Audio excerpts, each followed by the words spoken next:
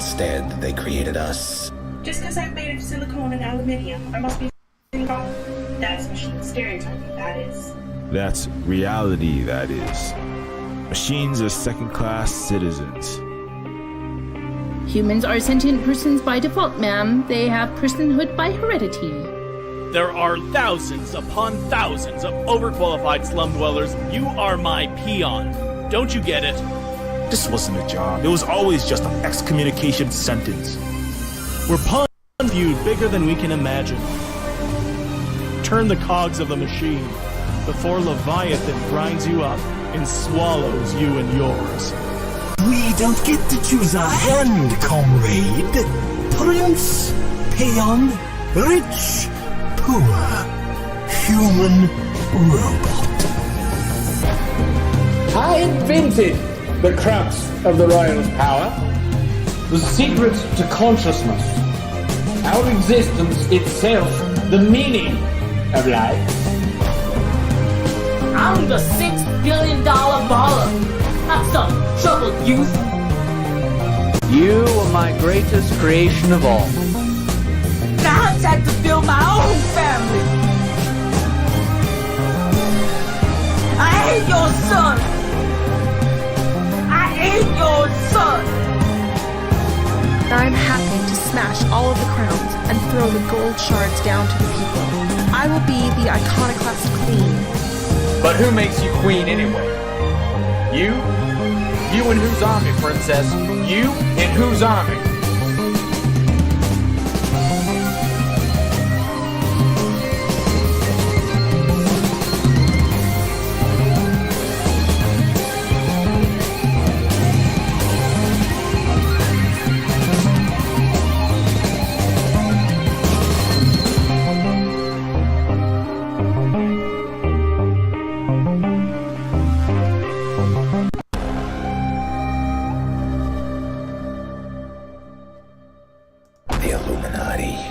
The Illuminati created us.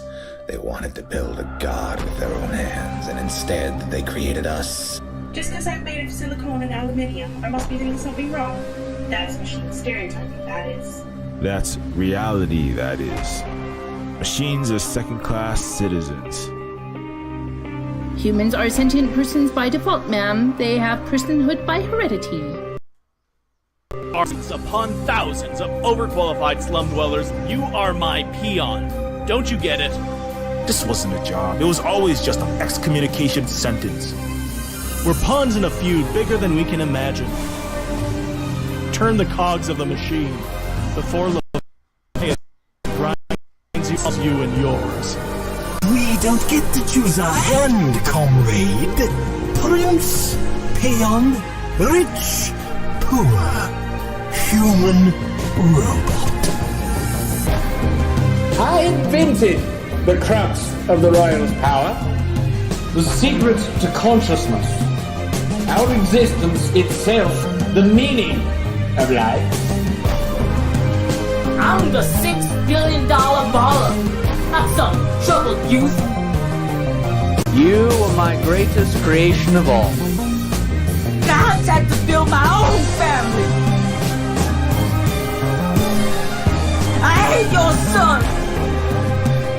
I hate your son. I'm happy to smash all of the crowns and throw the gold down to the people. I will be the iconoclast queen. But who makes you queen anyway? You? You in whose army, princess? You in whose army?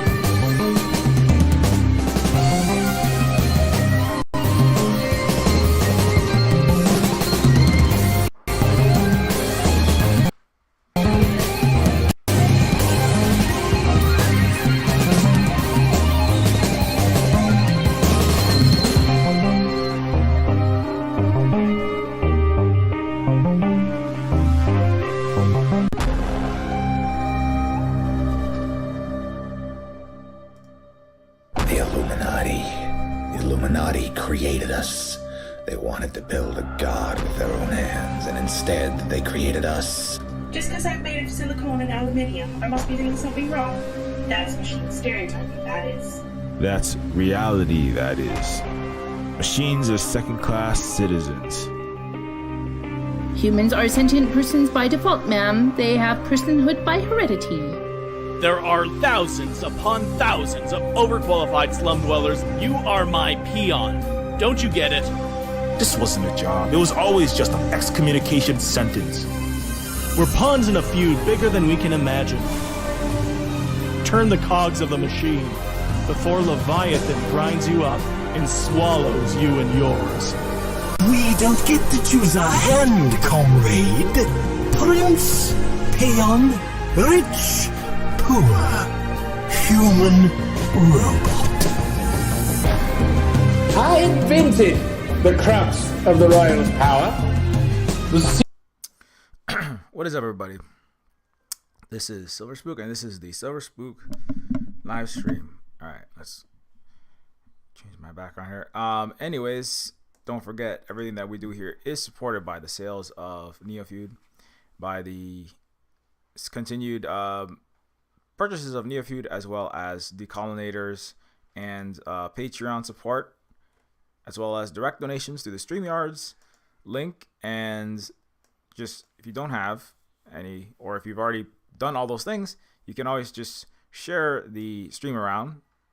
And yeah, so do consider helping us here at the Silver Spook Hui/cooperative to keep doing the educational, edutainment, and just housing, feeding, and clothing as many people, especially Native Hawaiians here on the Big Island of Hawaii, that we can. So if you'd like to support that, consider helping us out. Anyways, so today, we will be. Oh, before I forget, yeah, I want to just. Well, Neofeud is on sale, so now is a good time, as always, when it's on sale for less than the price of a cinnamon dolce Techno King latte, for less than the price of 1/1,000,000th of Elon Musk's net worth. You can get your very own copy of Neofeud, or give it to a comrade and stick it in their Steam library, or their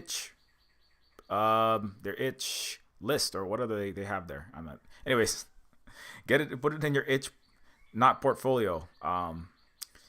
Anyways, you can also, of course, check out the Decolonators, like I already brought up, and yeah, so that's the main housekeeping stuff. Oh, the other big news is we will be having another Asia Pacific centered panel, and so that's going to be coming up very soon. It's going to be dealing with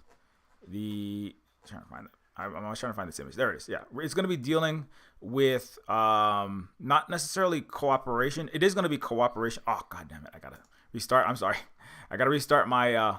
You're playing too many ancient retro games on your Google Chrome, and then Google Chrome just decides to not want to show images when you're in the middle of a stream. Sorry about that. I gotta restart it. But yeah, so anyway, we will be having a panel on Asia Pacific cooperation, and that will be coming out on February 12th. February 12th on the Luna Oi channel. So not on this channel, but I will be mirroring it to this channel later if you miss it. And it's going to be an Asia Pacific. We don't have an exact title yet, but it's basically going to be Stop U.S. China. Actually, it's U.S. Russia and China. Stop U.S. and its imperialist allies war with China that is destroying the earth, but especially Asian and Pacific peoples. Like, well, I'm a Native Hawaiian. I don't know if you heard of Red Hill. It's just one of a multitude of environmental, human, economic, pandemic, climatological problems that are being exacerbated and really just accelerated by the U.S. militaries and its allied, not just U.S., all of the U.S. and its allegiant imperialist military occupations that I talk about this often, but we're gonna have a panel that is gonna have I want to make it as wide ranging as possible. In the future, I want to have like a worldwide panel where it's just like Asia Pacific plus Russia plus Europe plus American perspectives as well. We don't need to center those, but they will be involved because this is Russia and China. It's basically the U.S. versus Russia and China. Everyone else has to get on one side or the other right now. And it's really about the alarming acceleration of the military buildup. I'm sorry, this is I'm waiting for my Google Chrome to restart. The acceleration is it's an alarming level of increase of the militarism. They're building new bases, it's not to say that what we're doing is not having an impact. I mean, they're trying to build it as fast as possible. So if anything, the Oahu water protectors and everything that I try to do, I mean, I just one piece of a larger, coalescing international actual left anti-imperialist definitely anti-World War III basically is what this is. But it's not just that anti-imperialism, anti-militarism in the Asia Pacific. That has slowed it, but it's not slowing it fast enough. It's kind of like indigenous people have stopped 25% of climate carbon emissions in the United States, despite being 2% of the population. They're slowing it, but they're not slowing it fast. It needs to, it needs to be even more, and we need to have more people participating in that process, effectively. Let's say. So that's what we're going to be doing. So that's going to be a very important panel. It's probably one of the most important things we will do this year. Where is it? Yeah. All right. Yeah. So if you missed the Asia Pacific one, if you missed the Asia Pacific Cooperation panel, I recommend you check that one out.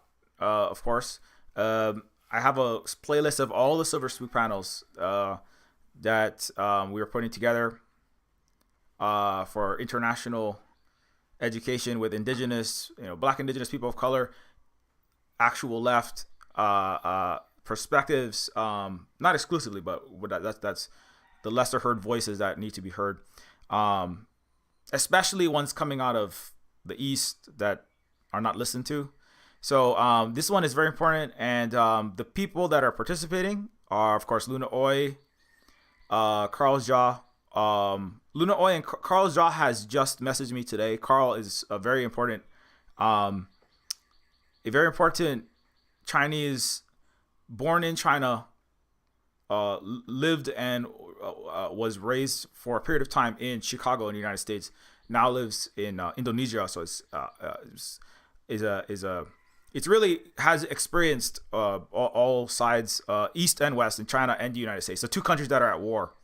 They're not at war, but they're at hybrid war right now. I should say the U.S. is hybrid warring and China is trying to cooperate. But Carl is going to be returning for the February 12th panel. That's going to be February 12th at 9 Eastern time.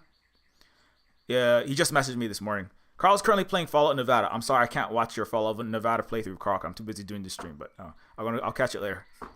But Carl is a very important historian. He's showed up on everything from RT, CGTN, runs a Silk and Steel podcast. Very important educator because there's somebody who can speak to both the United States and from a Chinese perspective to Americans with a deep historical analysis, and is very good at dunking on imperialist Bloomberg and techno kings all the time. So Carl's going to join us. It will be hosted by Luna Oi, who is, of course, our Vietnamese communist comrade. And you know who Luna Oi if you follow me. We made a game together anyway. And maybe American Johnson will be the American representative. American Johnson is Luna Oi's partner and also non-compete, another left from a American expatriate in Vietnam's perspective. But Luna Oi will be with us. It will be hosted on Luna Oi's channel again. We'll have Carl Jha. I might have to request Akemi are Uchi Nanshu / Shimanshu, which is indigenous Okinawan perspective. We might need to get that from Akemi, but I'm still seeing exactly. I've tried to reach as many people as possible. So I would like to have, if anybody knows a Korean who can speak on the problems of U.S. backed invasions, setting up of horrible economic and political situations, and the genocide that the United States has committed for its anti-communism in the Asia Pacific region. If anybody knows any Koreans that could speak to the militarism in Korea, I want actual Korean, by the way. So not somebody who can, not somebody who has a degree in Korean from NYU or degree in Asian history from Oxbridge. There's a lot of clowns like that all they do is anti-communism lies all day long. So not those people. I need an actual Korean, in or outside. I'm still looking for one. We are gonna have a trans-indigenous Maori, which is indigenous to Aotearoa, which is New Zealand. So we're gonna have an indigenous person from New Zealand's perspective. Not Veselika, that's my friend, but someone else that's also my friend. And then we're also going to have Shah Merare, who is from Palau, which is another island that is currently having U.S. military bases, aircraft carriers, and increased jet fighter presence in Palau right now as we speak. It is poisoning and destroying their land, like the United States Asia Indo-Pacific Command, which is the nexus of world empire, is destroying my native Hawaiian country, and my family is all being threatened with, and children are currently bleeding through their nose. They're having nosebleed. Their skin feels like a tab. They say, the kids are saying 7 schools are not even operating properly because of the Red Hill spill. Children are feeling like their skin is on fire, like they have 1,000 mosquito bites, and they're bleeding. They're having nosebleeds just taking a bath in their water right now. This is not being covered, but that's thanks to the U.S. Navy in particular, but it's the U.S. Empire that are poisoning us still. It's not stopping. They're gonna build a second Red Hill. That's actually the solution. So this is not gonna get any better going forward. It's gonna get a lot worse. But we have to.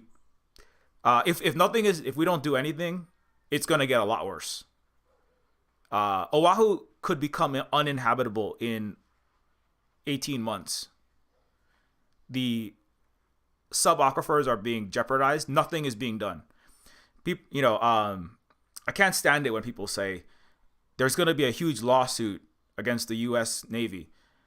The state of Hawaii has to do something. I'm going to vote in a better politician. That is not going to do absolutely nothing. You don't understand. People don't understand. That's the absolute lack of education in Hawaii. Some of them native Hawaiians themselves who have been diseducated, definitely in America and definitely in the entire West. Like, Europeans don't understand this. They don't even know the who runs the Death Star, whose mall they're playing laser tag in when they're pretending to do left movements. Nothing will be done until we have economic and military together, unified, concrete force against the United States. I'm not saying you have to pick up I'm not saying, it's like there are already entities that have military forces. It's called nuclear armed North Korea, China, Russia, and that's not just their weapons. It's their economic and it's an actual solid existing anti-imperialist socialist left countries that actually are the resistance that we need to unify with internationally to stop children from being poisoned by the thousands, and from the entire country of Hawaii from becoming uninhabitable or just nuked. So so this is where the adults are going to talk, or the people that are trying. I should stop insulting the entire West, because I love doing that, but it's not really. It's just incredibly frustrating, and to watch people tell me, there's going to be a big lawsuit. I mean, there's no such thing as law in the West. The West makes a mockery. The United States and all of its allies are a mockery of international and intranational law. So that's the point of Neofeud. But anyway, we'll get to that. So this is coming up very soon. Not this panel. The sequel to this. We might have Danny back. Danny's a very important anti-imperialist left journalist, co-host of the Black Agenda Report, writer for CGTN, the Left Lens, etc. You probably know who Danny is. Anyway, so putting this together, yeah, look out for this. But yeah, we got Carl. We're gonna have Carl back. We're gonna have Carl. I'm just gonna show this because this. This is hilarious. How do you? I'm just gonna do a stream where all I do is look at Carl Zaw's tweets, Carl and Danny, and that'll just be the whole stream. It'll be like 6 hours of me like it's gonna be me like life. What's the opposite of doom scrolling? It's gonna be like joy scrolling. It's gonna be like like the Death Star. The opposite is the international unified, socialist, indigenous led left. It's going to be like, it's the life star. It's going to be me life scrolling, renewing my lack of spoons from having to see, people dropping, urine in their eye and blowing their entire US and Western and Europe and Canada up because they don't want to take basic medical precautions. And that just gives me headaches. So I'm going to just let life scroll on Carl. Anyway, how do you carve the globe up with syringes, bro? To be frank, you Ocean and Europe look pretty unhealthy. Like what? Number 1, racism. Number 2, what? Number 3, what? Number 4, what? Number 5, I would not eat, is that like a butterball turkey made of reconstituted dead nurses who died from the pandemic because they got COVID-19 because they were trying to deal with ivermectin salesmen screaming in their face that COVID doesn't exist. Take the ventilator out of my throat. Is that what that is? I don't know what that is. That's disgusting. Anyways, so we're gonna eat. That's what me and Carl. We're gonna be like super imperialism dunking bros. It's gonna be the Chinese Hawaiian imperialism dunking bros. We're gonna start a podcast called. No, we're not gonna start a podcast because we neither of us probably has that much time. Carl's too busy playing Fallout Nevada and doing taking care of children and such, and so we also have kids here, and but we're gonna start if we had in an alternate reality, right? Because we're gonna talk about Neofeud very soon. In an alternate multiversal reality with the help of indigenous super intelligence that's going to transport us into that, me and Carl, in an alternate reality where we have a lot less responsibilities and a list of chores, we're going to start a podcast called Anti-Imperialism Bros.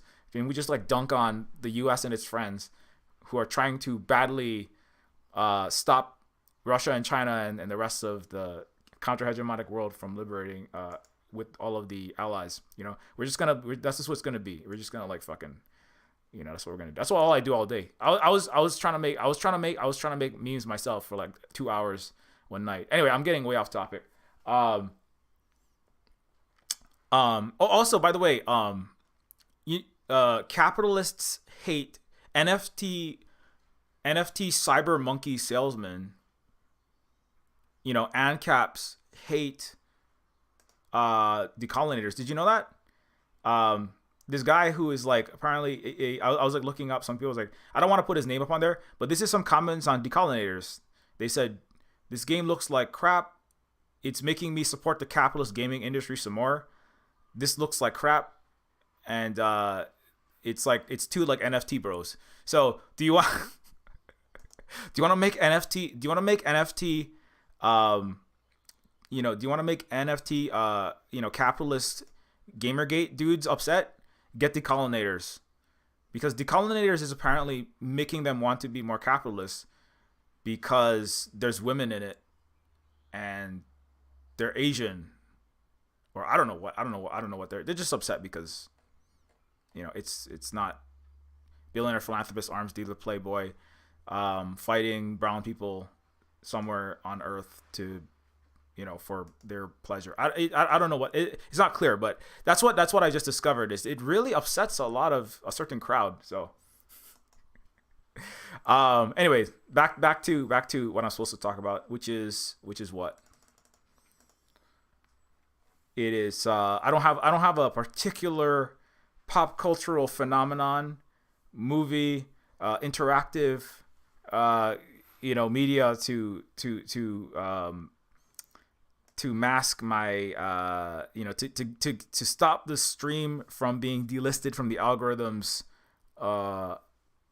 godly powers. But today the topic, because Neofeud is on sale, the topic is going to be the state of Neofeudalism in 2022. So we're going to talk about Techno Kings and their I misspelled Malice. Oops. Not Malik. Let's talk about Techno Kings and their failing Malice-based order. So, where do we even start with that? So, if you don't know, Neofeud is a game where you have Neofeud is a lot of things. It's a very complex entity, but it's it's a game where the 1% of the 1% of the 1% of the 1% of the 1% of the 1%, which is, I don't know, what is that? How many decimals? How many zeros after the decimal is that before the one? It's the the 1,000 richest people in the world, or maybe like the 7 richest people in the world, basically. But from the commanding heights of golden levitating palaces at Versailles above endless shanty scape that looks like a Brazilian favela, crossed with the dumpster fire in a Mumbai shadow city, crossed with North England, where they nicked the push iron in the 10-foot, Irish underclasses that staff the bricklaying and golden Windsor toilet scrubbing hotel staff in Britain, crossed with the LA Skid Row, crossed with Honolulu's poisoned Hawaiian and Asian and Pacific Islander filled ghettos, right? And that's the world. And then above that world is a tiny minority of it's like the US and the West, but like just more so in a certain sense. But it also overlays the feudal era of the 1600s, the 1700s, from the Merovingians to the Bourbon kings, the Marie Antoinettes, who famously, had their 20-layer cakes and then tossed out little chunks of overly sweetened, flamboyantly pastel, fondant iced brioche out the window, right? And said, let them eat cake, So Neofeud is about overlaying all of that together, and it actually goes much further back than that, all the way to the Roman Empire if you look very closely, but or even before that, because they were not the first necessarily. But it's about and that on one level that's what it is. There's a lot of other things. And on another level, Neofeud is just a bunch of me taking versions of a Sega Genesis, right? It's me nerding out and having weird 80s gamer nostalgia moments in the middle of where's the image search? Trying to find the image of that box. It's just me having like weird nerd moments where I have Terminator 2 John Connor dudes with Mega Man, SNES,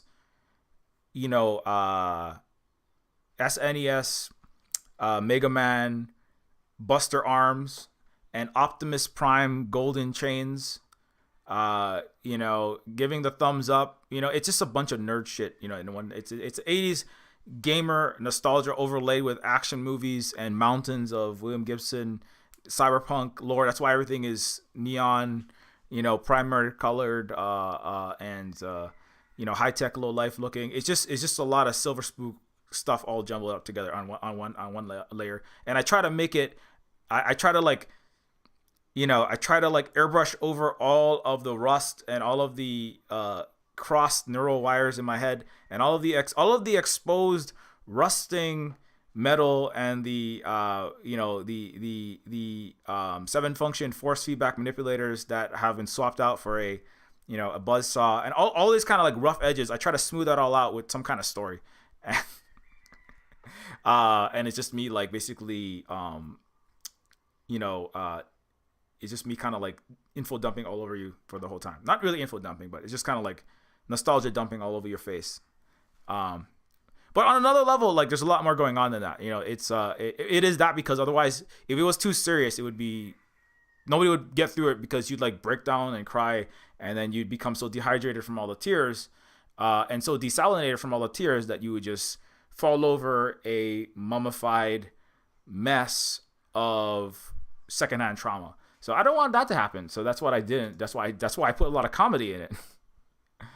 With cyborg social workers getting lifted off of the ground by, over-weaponized mech ninjas. Hey, Shredder with the frickin', Yalta plasma caster. Hey, Karate Kid on steroids with too much armor. Hey, instead of like, it's kind of silly, right? It's kind of like in the cyborg social worker with a Jason Momoa face and a Nintendo Power Glove arm that shoots out retractable letter openers instead of cool Teenage Mutant Ninja blades. And they're getting into little shenanigans, and you've got people playing SpaceX behind there, but also it has very serious things to say about SpaceX, which is that Elon builds a fully automated luxury space fascist capitalist, don't look up style future dead Earth, radioactive dead meteor and climate and nuclear annihilation stricken Earth, to travel on his Condor 12 rockets to a fully automated luxury space capitalist fascist Mars, where he can stop any unionization by turning the oxygen off, and it's mostly staffed by neural locked robot Uber drivers, robot chefs, butchers, bakers, and candlestick makers. And he has 76.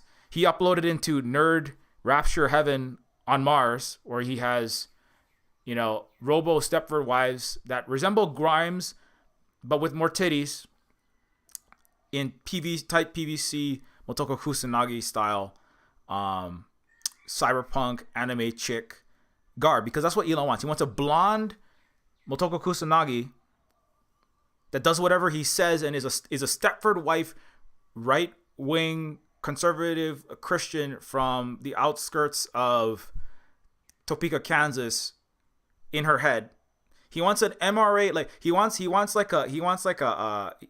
Musk wants a 50 Stepford wife inside of Motoko Kusanagi's body, but blonde and possibly with a cool robot retractable fleshlight arm, something like that. I don't know what he wants. It's probably something close to that. That's what he's trying to design, and he has the infinite amounts of money to pick that up. So Neofeud is a game that's about that is happening now. It's happening in the West anyway. It's a world where people like him, right, decide that, you know what, you should not have healthcare, housing, and you should rot in your hellscape, and I'm going to take another $200 billion and put it in my pocket and build a broken rocket that leaves a Texas Starlink base and then gets about 20 miles up and explodes, like my Tesla 500,000 vehicles with malconstructed batteries that I still made money from, even though I make broken cars and planes. And now I'm begging China to please please make me some Teslas, China, because you're actually good at it, and I'm a loser from the West, right? That runs the West, right? And coos whoever I want. So that's what Neofeud's about. It's about just normal, fail Western barbarism, right? Which is where you live. So, and that's but then underneath that is all of this kind of comedy, and there's random people with ends on their faces. It's an Aleph, it's not an N. which is anyways. And so and it's run by people like this. This is just like this is just like Biden, just people who are still throwing eagles all over their symbols, right?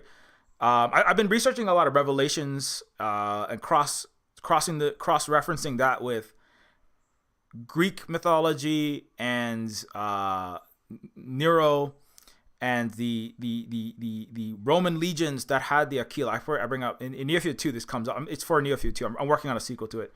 The Aquilan trauma, and why is the eagle? The eagle just keeps coming back, and it keeps coming back. The eagle was central to Zeus. It was the great bird that comes out and with the thunder and the lightning. And for the West, it has a different meaning. The large avians have a different meaning in indigenous Turtle Island culture. But for the Romans and the descendants of unhealed Roman trauma, the eagle has a very particular the Aquila, as I would say, that was emblazoned on the shields, on the banners, and it was the symbol of the Roman Empire, because it comes with it is a symbol of great celestial power, with thunder and lightning coming from it, and Zeus through the thunderbolts, the king of the king of kings, right, the master of the gods, right, Zeus, the head honcho. I was gonna say Mons Olympus. No, that's Elon. He's gonna be over there with his, he's gonna over there with his weird MRA heaven. But on Mons Olympus is on Mars. But the Olympus head honcho, Mr. Zeus, who tossed the lightning, right? The powerful deity in the sky, right, had the symbol of the eagle, and also in the Romans, the great powerful bird, right, that struck fear into the hearts of little British, formerly indigenous language speakers. If you look closely at the Welsh language, number one, you could get double vision and keratoconus like I have. That's why I got to wear these glasses, because it has a lot of consonants and vowels kind of jammed, and the consonant clusters jammed together, it's not really because there's a problem with that. It's just because the stormtrooper languages of English, French, and Spanish have different. It's because actually those languages don't have any rules, and you have to just memorize each word. That's why you could spell fish GHOTI, because GH makes an F sound, O makes an I sound in women, and TI in like carnation or indoctrination, which is what the West does. TI has a sh sound, so there's no rules in the English language because it's a Frankenstein. The imperialism is kind of baked in over the thousands of years of conquest into the English language, and so you have to just memorize each word because it's a nonsense. It is a unrule based lexical order, like the United States. Non-rules based order. It's a gangsterism based order, right? And so the English language actually reflects the imperial nature of it and its predecessors that have all kind of John Malkovich themselves into the current English, the Anglo-Saxon AUKUS star-spangled Aquilan legions, right, that are currently shooting submarines up into the Taiwan Strait and crashing nuclear subaquatic vehicles into fish farms that could be feeding billions of people, but are instead killing corporals and privates who don't have any health care, who have insufficient health care, and also have 1/4 of their family starving. Don't join the U.S. military unless you want your family to starve, by the way. One quarter of all U.S. military families are food insecure. They have to regularly, military wives and husbands have to go to food pantries to feed their own children. Bad idea, really bad idea. Also, you're going to die cracking your head trying to start World War III. But anyway, so those people that have descended and that are currently trying to fight they're still fighting these nonsense wars, terribly destructive wars, but they love putting the eagle on the side of their, on their $1 bill, their hyperinflated central bank quantitative easing infinity, financial weapon of mass destruction. The Romans also had the denarius. They used the same thing, but they didn't have the capacity to add 25 zeros after the leading digit in a very privileged Federal Reserve Bank. So the Romans had to just shave off, microns of silver, and then they started shaving off larger chunks of silver from their coins as a method of reducing the total precious metal auric content, or not auric, that's gold, the argent content. That's why it's highly argent, by the way, as the other half of silver spook. Having to shave off and cut the coins. The idea, the myth of Western progress is that the United States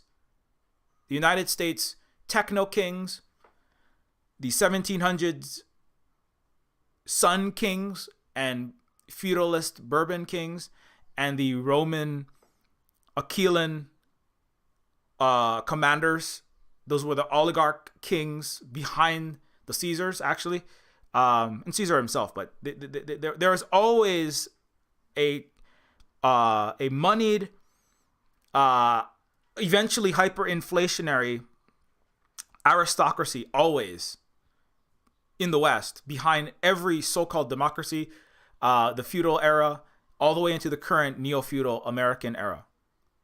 There has been zero progress. In fact, they've actually regressed.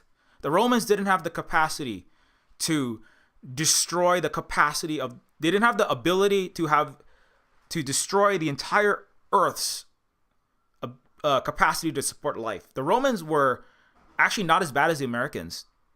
The French and British empires, and that the sun didn't set on, and they fought each other with white gloves while sipping their $20,000 wine. Oh, well, we're going to take Ghana. Oh, you're going to take Ghana? Well, we'll take Congo. Shut up, Belgium. We're the British. We're going to take all of China. No, we want some China. We'll take Indochina, right? Those even those terrible empires and those in the colonial 1800s, they were not as bad as America, because America, and they're all still participating in this. The Europeans, the French, who are whining about their $90 billion that they couldn't make selling the United States nuclear submarines.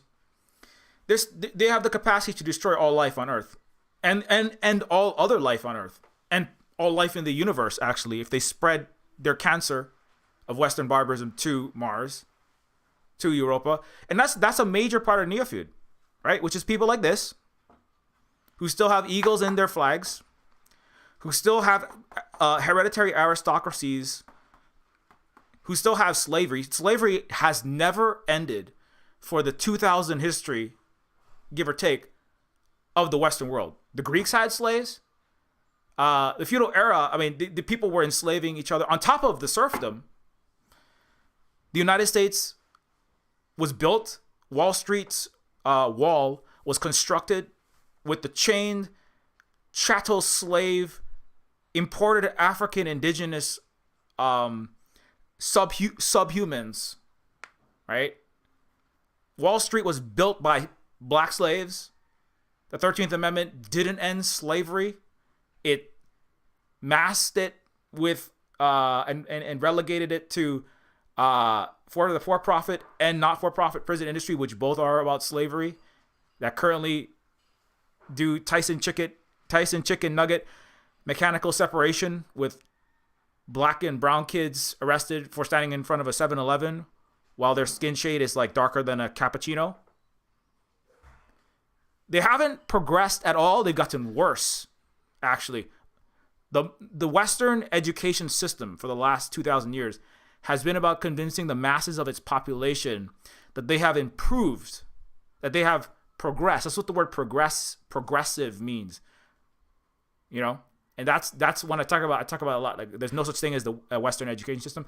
If there was a Western education system, you would learn how you've descended. You would learn about Western regressivism, but that's not a very well. If you Google search word frequency over the last century, right? That they have, or actually for the last several centuries, progressive is used about 1,000 times more than regressive in the political contexts.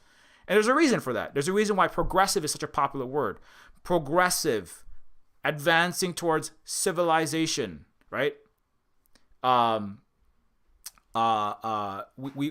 come out from the dark ages into the light. We're entering the Enlightenment. There's never been an Enlightenment. We're moving. The Enlightenment was the endarkenment of Africa, Asia, the Americas, and the Pacific. It was actually an endarkenment, the Enlightenment.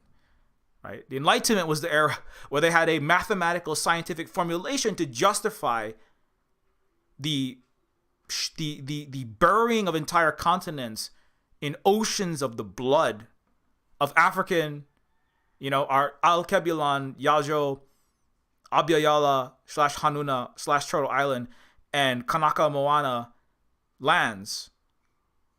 In the deaths of the billion and deaths, enslavement, and subjugation of billions of people. There has never been an enlightenment. That's the lie. That's why they like putting suns, eagles, big eyes, the eye of providence, Anuit Coeptus, that's on the back of the dollar. It approves. What's it? It's God. Which God? The Christian God. That approves of what? Us massacring tens of millions of Native Americans, indigenous people in Turtle Island, and enslaving countless African peoples, and pillaging $450 trillion, vast chunks of it, with narco trafficking into Asia, and also enslaving them and the British Indian colonies. That's what it approves of. That's what's on your money, right? Is the eye of God, the eye of the Christian God. And if you aren't, we have a residential school for you where you can eat drywall paste and die in 1997, which the Catholic Church, along with the Mormon Church and other Christian churches, have participated in.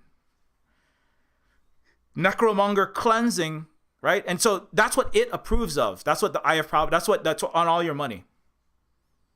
That's what it approves of, right?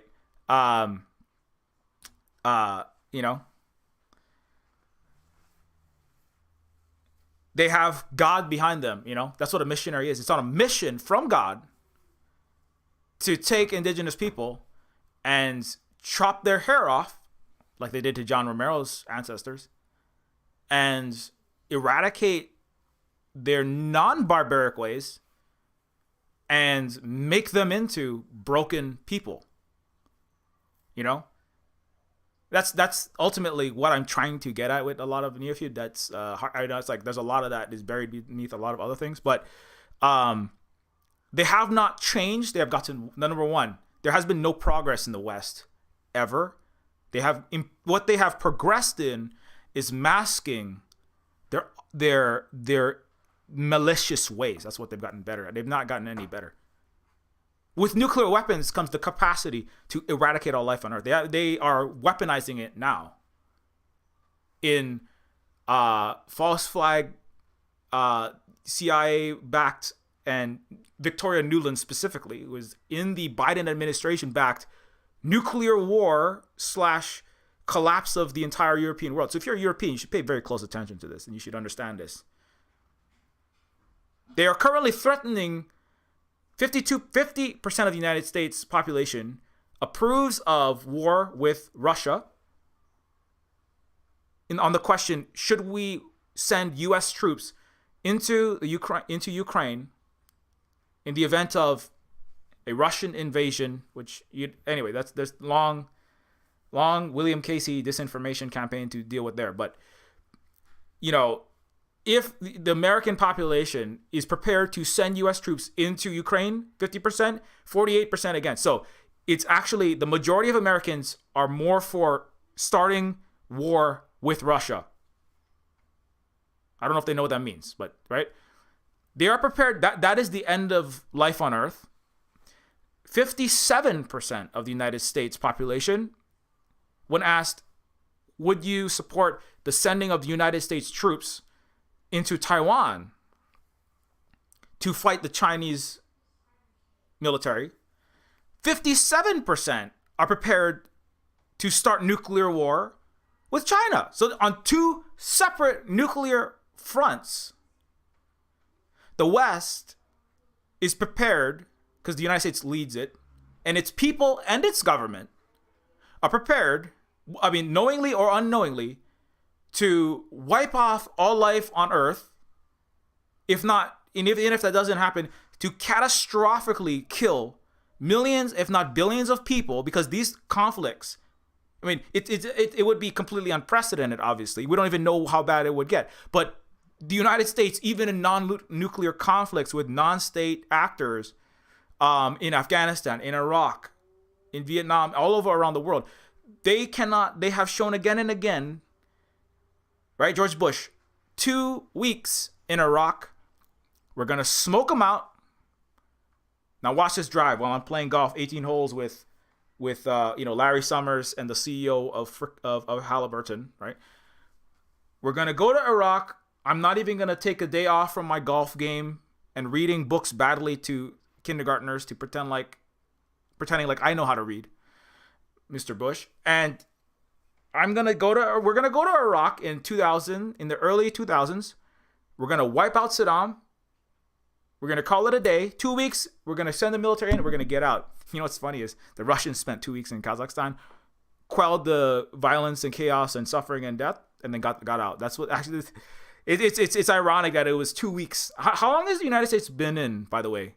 Iraq, Afghanistan, Syria, Libya, that whole region, right? How long has it been? Anyways, there's no education in the West, and nobody wants to talk about what actually matters. And nobody really understands, and nobody has even the capacity to do anything about it. Unlike Russia and China, who have, Russia has a lot of problems, but they have the capacity to actually help people sometimes, in the world and their own people, and they do things that they say they're going to do thing, and then they do a thing. The U.S. is incapable of that. They're completely run by psychopaths and idiots. Their population are idiots, and their rulers are psychopaths. And everyone's a coward. That's why you can always beat them on ground war. That's why they lost to goat herders in Afghanistan, and they lost to Vietnamese communist women that had 1,000 times less access to technology, weapons of war, and F-15s. They still got their ass kicked because they're cowards, they're idiots, but they're extra evil. That's about all you have. So anyways, the West has gotten worse over the last 2,000 years. Everyone who works with them pledges themselves to the flag of fascism and capitalism and barbarism. It's called the Star-Spangled Banner. And then they plunge themselves, like India and Japan, into an abyss of increased malice and kakistocracy, which is ruled by the worst, the most malicious, the most immoral, and the least qualified, the most idiotic, the most moronic. That's what the West is. It's ruled by the most horrible people. That's why they can't figure out that sleep apnea machines don't cure COVID, like Elon Musk.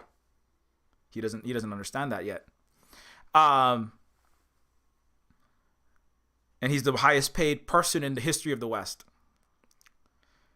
Again, Elon, you should not view Elon as, it's not even local to it's not local to the last 200 years of the capitalist structure. That, I believe that whole thing is actually that's a misreading of history. It does not, that all of that does not explain the successes in portions of the world that have extreme successes historically. The greatest, of course, being China. But if you were correctly actually doing dialectical materialism and examining the true history of a place like China and a place like the United States, you would understand why China is where it is today, with the greatest poverty alleviation in the history of the earth, with the greatest COVID-19 response in the history of the earth, with thousands of times less deaths, economy blasting ahead, common moderate prosperity being built, leading in renewable technology, inventing artificial suns, by using the sun's core nuclear fusion technology, blasting ahead a septillion times faster quantum supercomputer than anything the failures of the West have been able to produce. In 1 millisecond, calculating what it would take the fastest American or European computer 30 trillion years. If you analyze history actually with clarity of thought, with honesty of thought, right, you would understand why that is. But you would understand why people like Luna Oy and Carl are constantly, well, Carl understands this much better because Carl has lived, actually looking at Luna. When I listen to Luna, I listen to Carl. Luna is surprised by a lot of things. How can people allow thousands of people to be homeless in cities that have billions of dollars? Some of the richest cities in the world, like New York. Luna can't understand it because they don't do that in Vietnam. They don't do that in China, right? How people in the United States can't understand, they don't believe it's possible to not have 70,000 homeless people in Los Angeles, one of the richest cities on the planet. Americans just assume, Europeans just assume that destitution, suffering, homelessness, winners and losers inside of cities and winners and losers between countries, that's just how it is, right? People in the West, they cannot even fathom. People can think about, they can think about entire planetary intelligences in Guardians of the Galaxy, like Ego. They can imagine yellow rectilinear sentient sponges like SpongeBob SquarePants. People have the imagination to imagine all kind of really wild things, in the West. They could think about societies run by billionaires that, that liquidate their entire populations, which is what's happening. They can imagine that's nonsensical, right? But they can't imagine a society that doesn't have homeless people in its large cities. They can't imagine a society that doesn't have a police force that wrongfully imprisons thousands of people of color to enslave them, and that exclusively defends capital and white supremacy. They can't imagine that. They're not, even their leftists are not capable of imagining that. And the part of the reason is because it is the entire, the access to the world, the reality that you have access to in a place like the United States and Canada is completely contained therein. That's why they have to only tell you lies about China and the rest of that socialist world and turn it into Satan incarnate, or the most evil thing that they can think of, right? And because if people were able to imagine an alternate reality, they would demand it. They might actually do a revolution in their countries for the first time in 2,000 years. There's never been a successful, actual socialist, actual left revolution in any country, United States, Canada, Australia, New Zealand, all of Europe. There has been zero actual left anywhere. And it would be the first time that it's happened, and that would be really amazing. But it hasn't, right? And the record of the descendants of the Achillean trauma would like to keep that record up. That's what it's about. So they have to really stave it back, co-opt it. They've spent a long time. They spent thousands of years really studying the process of containing mass popular resentment, ennui, and maintaining slaves, serfs, colonized, temporarily embarrassed millionaires, also known as working class. They've spent thousands of years honing the capacity to contain with fear and with love and with lies and with co-option and with co-intel and with mastering how much the US DOD, they've literally calculated it's about 550 calories per day. When you drop below that, the probability, that's what Maslow's pyramid is actually about. It's about manufacturing color revolution to build increased international barbarism, right? It's called neocolonialism. At about 550 calories per day per person, when it drops below that, the probability of revolutionary forces coming to the forefront, left or right, like triples. That's literally what that's for. Make economy scream so they can do things like what they're doing in Burkina Faso right now.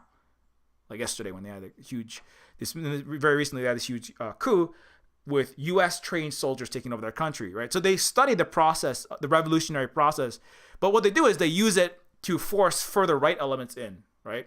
If a revolution is about altering the entire structure and superstructure of a country, a place, a society, they've mastered the art. I shouldn't say mastered because these people are not that smart, but they've, as well as a 2,000-year white oligarchic kakistocracy is capable, they have perfected the science of containing and co-opting and weaponizing revolutionary forces based on popular resentment and suffering due to oligarchic exploitation to force societies further right. That's why it's always a right-wing coup, right, by the United States. And it's always been the United States has really gone hard in that process.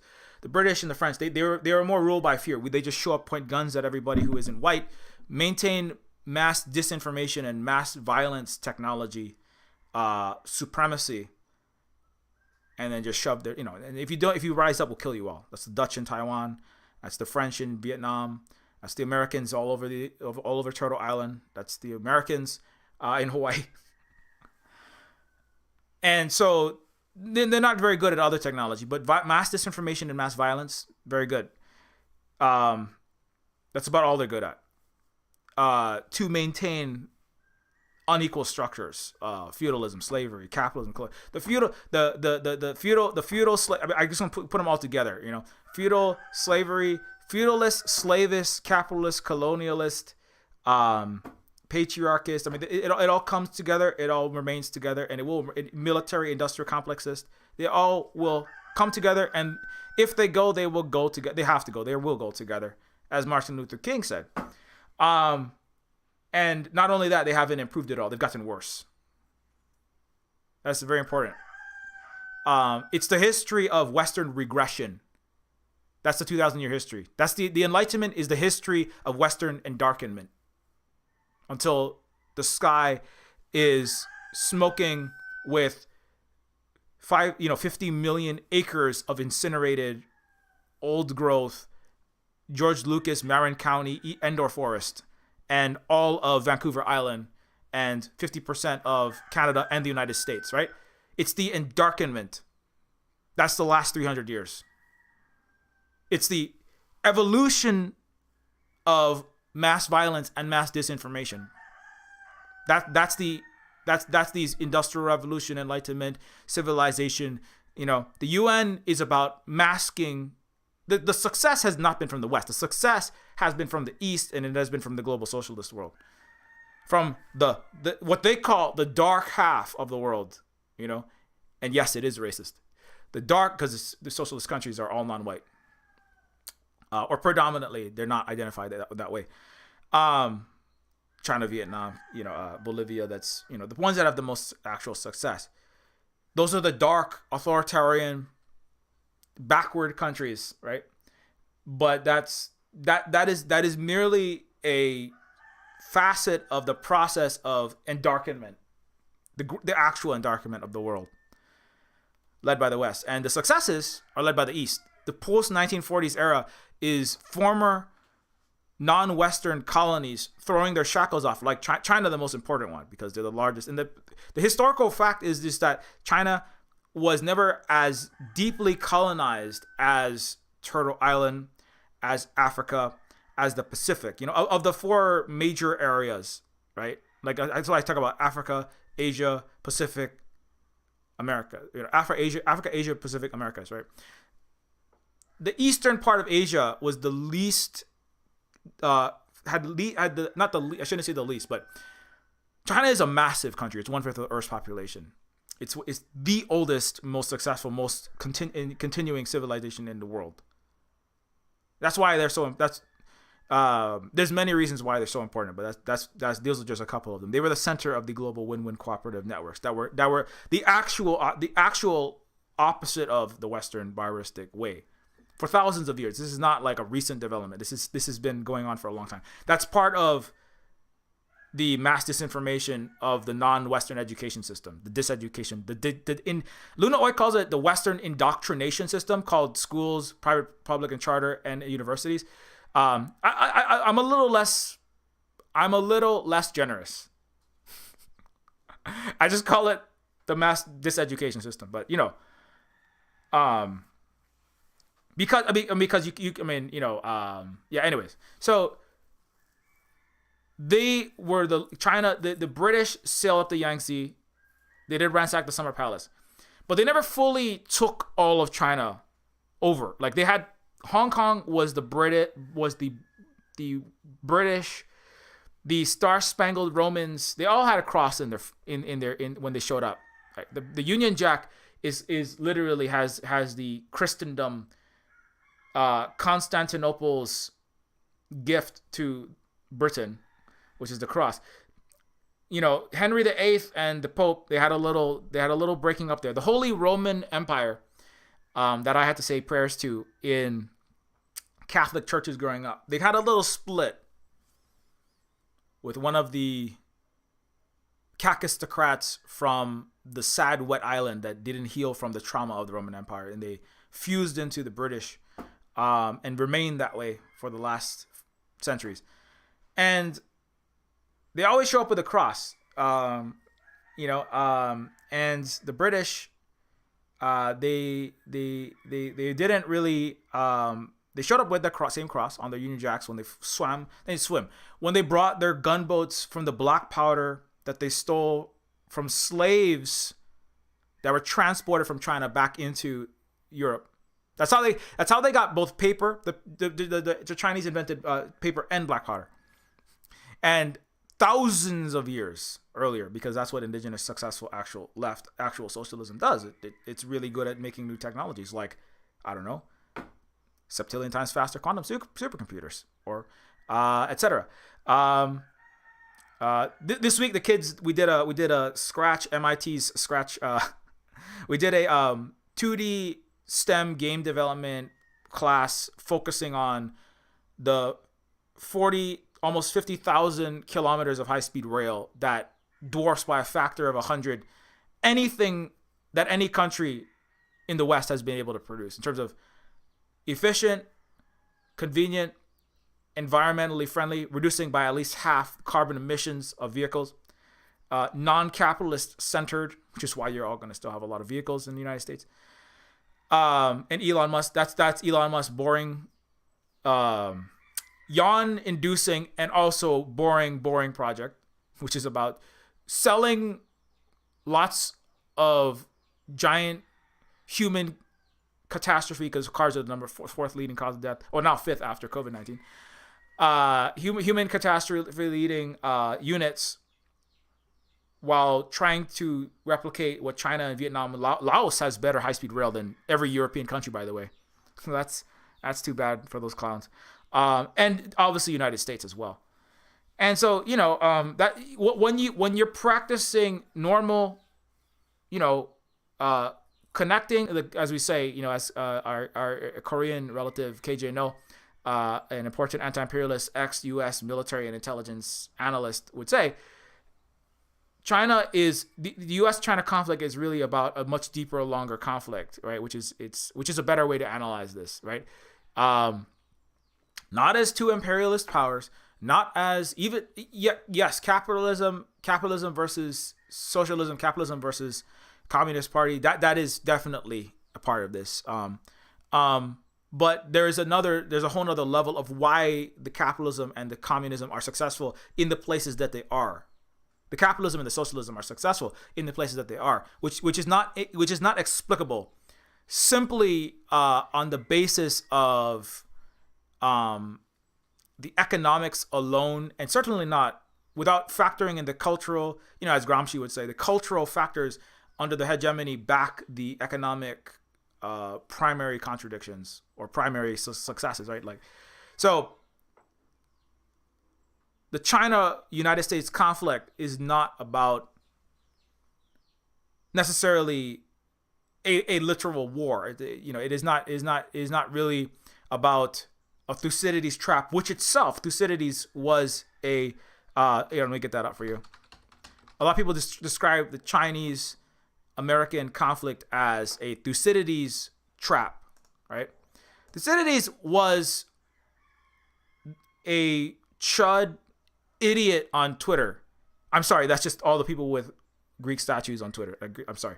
I'm mistaking the actual ancient Greek idiot for modern descendant of Greek idiots on Twitter that are telling me that Neofeud is making them more capitalist right now. Greek statue people hate decolonizers. Slow and cautious can equally well be wise and sensible. Certainly, it is because we possess these qualities that we are the only people who do not become arrogant when we are successful. And who in times of stress are less likely to give in than others. Thus said somebody who is part of a place that had 90% they had slavery, they had unelected aristocratic oligarchs behind a tiny minority of people who voted for their representatives, like the Romans and the Roman Senate. But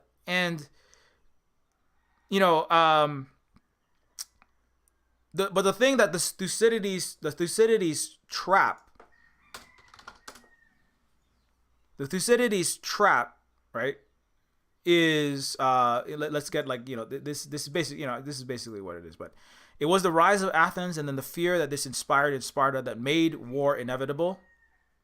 We all need to work together to avoid the Thucydides trap. Now, Xi Jinping is speaking, of course, in the language that the Westerners can understand. That's when you talk about socialism with Chinese characteristics. You have to, it's trying to. A lot of these things, though, they don't translate directly from Chinese, from Mandarin or Cantonese into English, French, or Spanish. But Thucydides was talking about this is a multi-thousand-year process, right? The rise of Athens and the fear that this inspired in Sparta made war inevitable. So when you have a power and another power, right, that is growing, when one of the powers, like economically, militarily, the leading power might be superseded by another entity that is growing, war becomes, according to this 2,000-year-old clown, right? Because this is ridiculous. This is what happens when you live in a society that can only rule by mass violence and mass disinformation, right? Why does war have to be inevitable? War is inevitable. War was not inevitable in many parts of Asia. That's why they have 1,000 times less total. If you look at the total geographical era, the geospatial times in which they were not always at peace. To be clear, there were conflicts. Dynasties came and went. The Mandarins shifted in China. The Manchu, the Fujian province, the Sichuan, Taiwan, a very complicated history in China. But the amount of time per geographical era spent at mass violence, at war, is tiny fraction of a percent compared to the amount of time that the European area has been embroiled in mass violence, at war, at battle, right? And in great subjugation, right? It's incomparable. But that's why the Europeans took the black powder and then came back centuries later with gunboats, is because when that's another lie, is that arms races, right? Like the nuclear arms race produced the microprocessor, produced the oxygen, hydrogen, jet engine, produced quantum, all these other quantum computing acceleration because of arms races. This is like Thucydides. This is part of the lie of the West. We need to have major military confrontation, or you won't get iPhone. That's actually I would argue that's actually deeper than capitalism make me iPhone. That is a huge problem, and also false. But there's another one under that, which is that without war is really like mass, violent, barbaric competition between entire countries, between civilizations. If they were civilized, they wouldn't be constantly at war when one of them is getting close to GDP to another, right? You just think about it. Why, if two Hawaiian ahupua'a are getting close to GDP, or let's say two islands. No, there were times where there was violence, but if half of the big island, right, is harvesting more poi and fish and kalo and getting to a point where they're gaining in power towards the total economic output, total fighters, total whatever. Their total power of one part of the big island. That's where we are, right? Because they have maximized an ecological way to do horticulture, aquaculture under aloha kuleana and pono characteristics, right? Which is very similar to Shaokang Shahui, similar to the Chinese way of peaceful coexistence, right? Or the goal characteristics, which is about connecting to win rather than dominating, like chess is about dominating, killing, and crushing to control, right? And when the Thucydides trap is the real world manifestation of the game of chess, which was invented by the descendants of the Greek. So that sense that this is how the world always is, this is inevitable, right? That's Hobbes' Leviathan. That's why Leviathan comes up in Neofeud. Because it's part of identifying the broken people that cannot view the world in anything other than somebody has all the weapons and the power and the guns inside of a state, inside of a country, and internationally, somebody has all the money and the power and the guns at the highest scale, right? And if not, and even if war can and will and must break out, but that is not necessary, and the Hawaiians wouldn't do that. It'd just be like, okay, well, now we're better off. We should help you out. Did anybody ever think of that?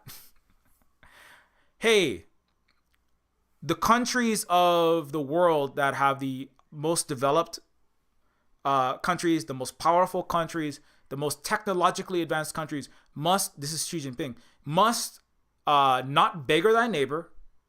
They must not exploit their power for their benefit. The most powerful countries in the world they are great powers, undeniably, but they must help and cooperate to lift the less powerful countries to a higher. Let me get that one. This is the policy, this is not just of Xi Jinping. The principle of bigger than neighbor. Wait, where is it? I'm not gonna be able to find it right now. China will not engage in bigger than neighbor, but this is not just him. This is the entire country that has a 92 to 98% approval rating. We will not bigger than neighbor in currency devaluation.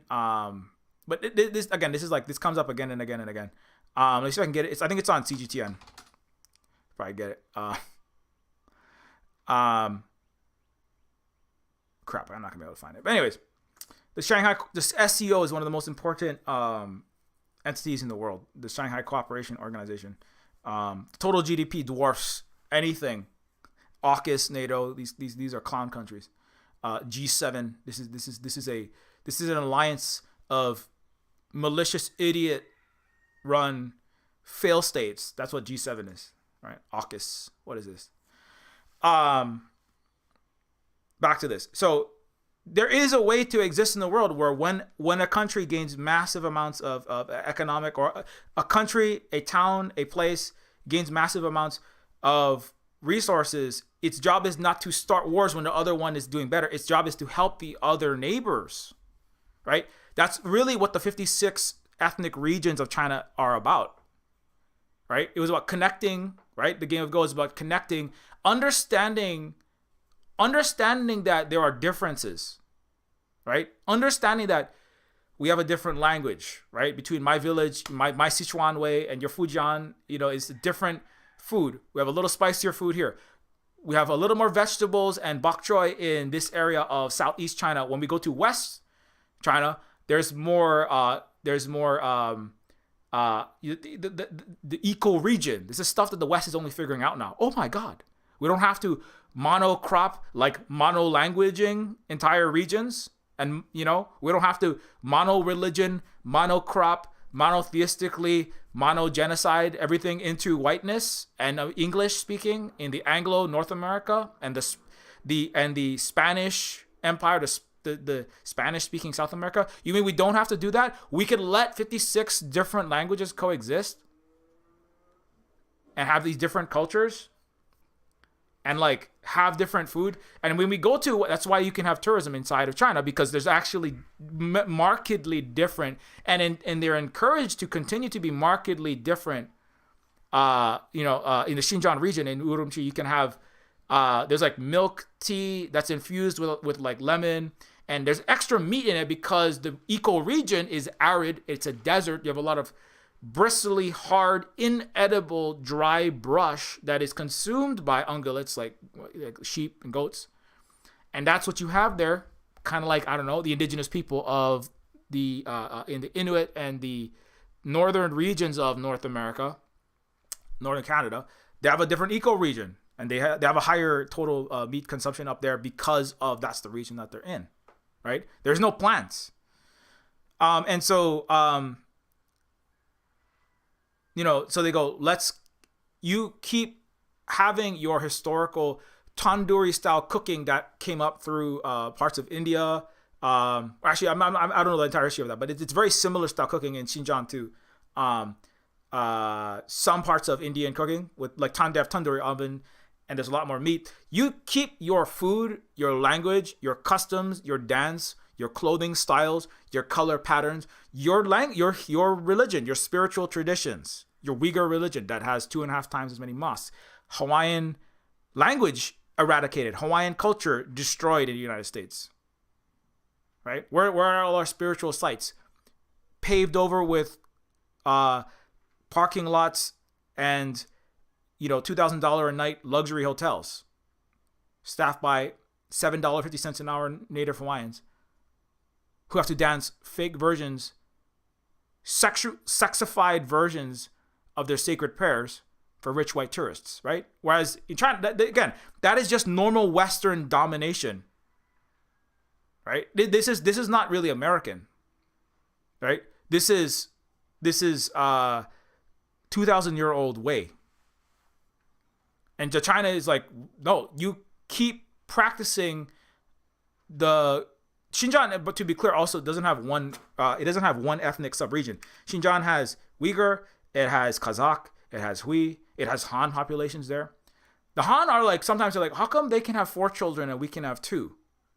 How come the Uyghurs have like a 50% higher representation in the universities? How come they're having 2.5 times as many mosques built for them? But then the Han in that region, I remember listening to this 12-year-old Han Chinese girl, like the mom and dad are explaining in Xinjiang, in Urumqi region, not Urumqi, but like it's like in a city. I don't think it was Urumqi. It was a city in Xinjiang, and they were saying, "Mom, how come the Uyghurs have more access to better-paying jobs, or it's easier for them to get into better universities, become engineers, and become engineers, scientists, or even in politics, they have more entrance into all these celebrities.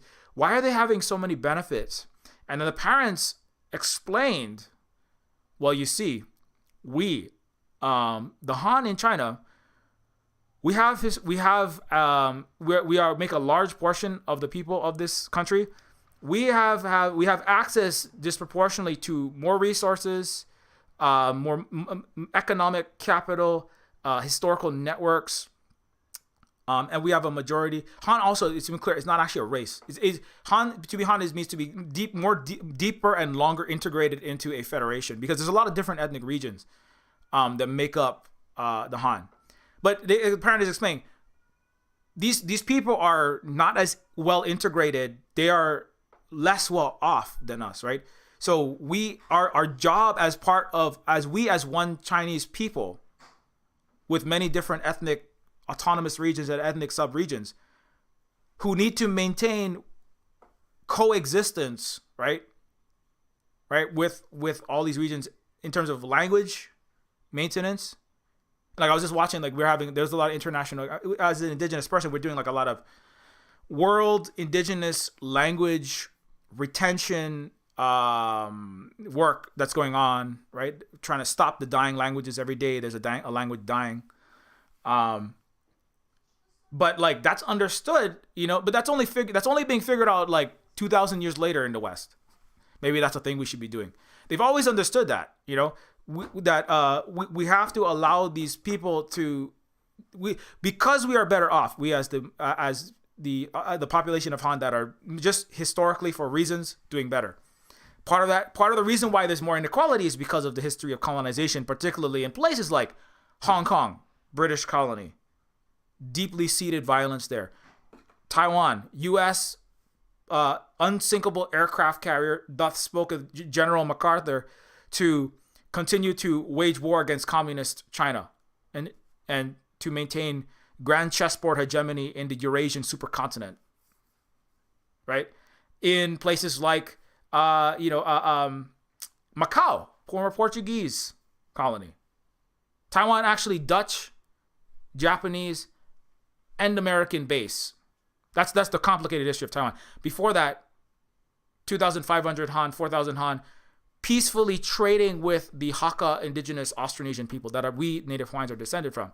That's the difference, right? You don't learn that history. When you hear about Taiwan, are you going to hear that? You're never going to hear that from the West. There can never be education from the West. They're never going to tell you that story. There is only endarkenment. In Taiwan, there is only endarkenment. There is only acceleration of the frequency and the duplicity of the historical and present lies. Like the Taiwanese would really like to fight off China. They don't want to die by the 1,000 or million in a potentially nuclear conflict with a country that dwarfs them by a factor of 1,000 militarily. The Taiwanese don't want that. But the United States wants you to believe that because the United States is the pinnacle of the Western failure. And they would like to start catastrophic, kinetic, potentially nuclear war in Taiwan Strait, under FONOPS, Freedom of Navigation operations in the South China Sea, using terra nullius claims, the same claims they use. There are no sentient beings here, speaking in Neofeud terms, in this place, Turtle Island, North America. And so we, the British, lay claim to it, terra nullius, right? No pre-existing people here. Those brown people on two legs, they're savages. They're just animals. Exterminate them. Collect their bodies. $10, $5 for an infant, $15 for a woman, $25 for a man skull, right? The terra nullius claims is what the U.S.-backed Philippines, fascist neo-colony still of the United States, it has done its bidding fighting communism. The Philippines are hundreds of islands of unsinkable aircraft carriers to stop the spread of communism in the former colonies in the Asia Pacific. That's what the Philippines are, actually. Hawaii is an unsinkable aircraft carrier for America's entire world empire. That's what Hawaii is. Guam is the tip of the spear. It's an unsinkable aircraft carrier that is the bloody tip that shoots the F-22s over the skies of Vietnam to stop communism, to stop indigenous normal civilization. And so that's why 57% of the United States, diseducated by its 2,000-year ruling class of clowns, of techno kings, believes that 57% believe the United States should go to war with China. They don't. I don't know if Americans understand.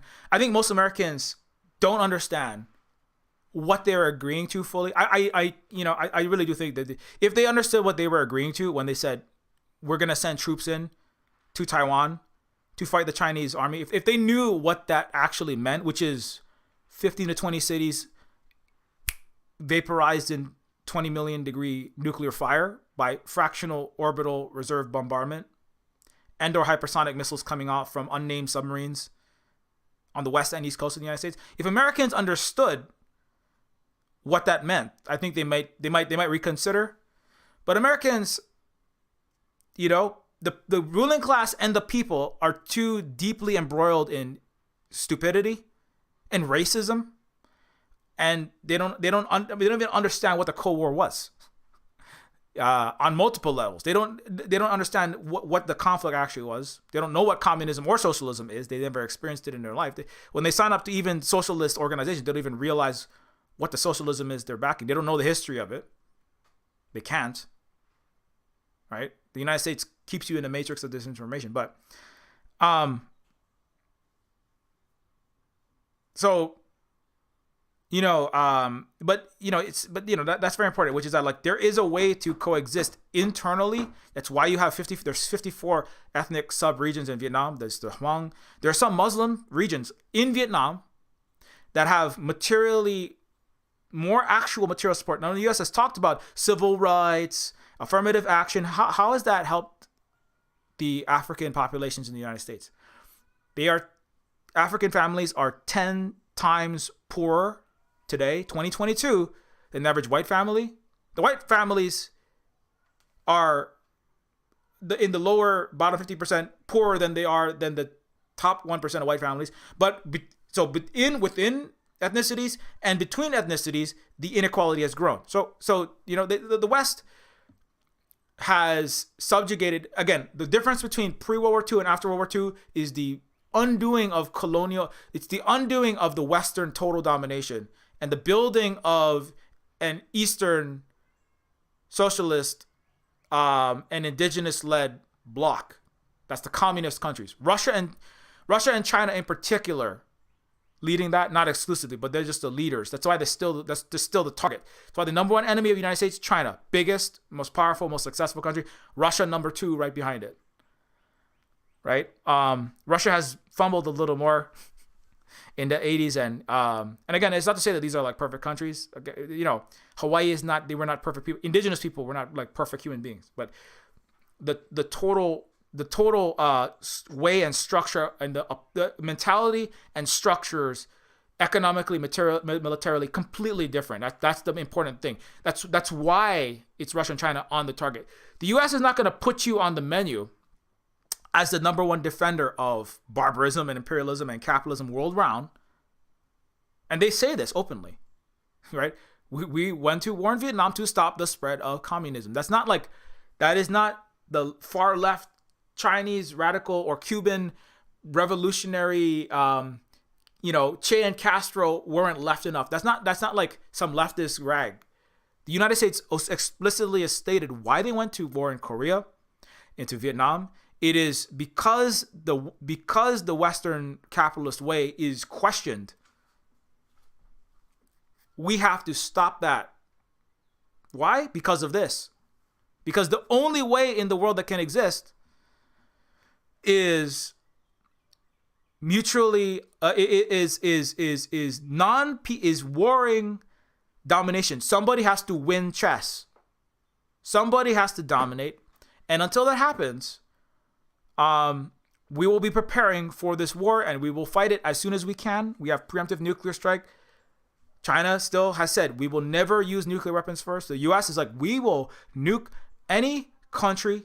This is formally, explicitly stated in every Pentagon, in every administration. They have formal stated, we will use first strike nuclear weapons, hair trigger. That means at any second, nuclear missiles can be fired that have a 20-minute flight time. If Ukraine and NATO were to place nuclear missile silos and nuclear tipped weapons in Ukraine, they would have a 2-minute flight time to Moscow, right? To most of the capitals and the cities in Russia.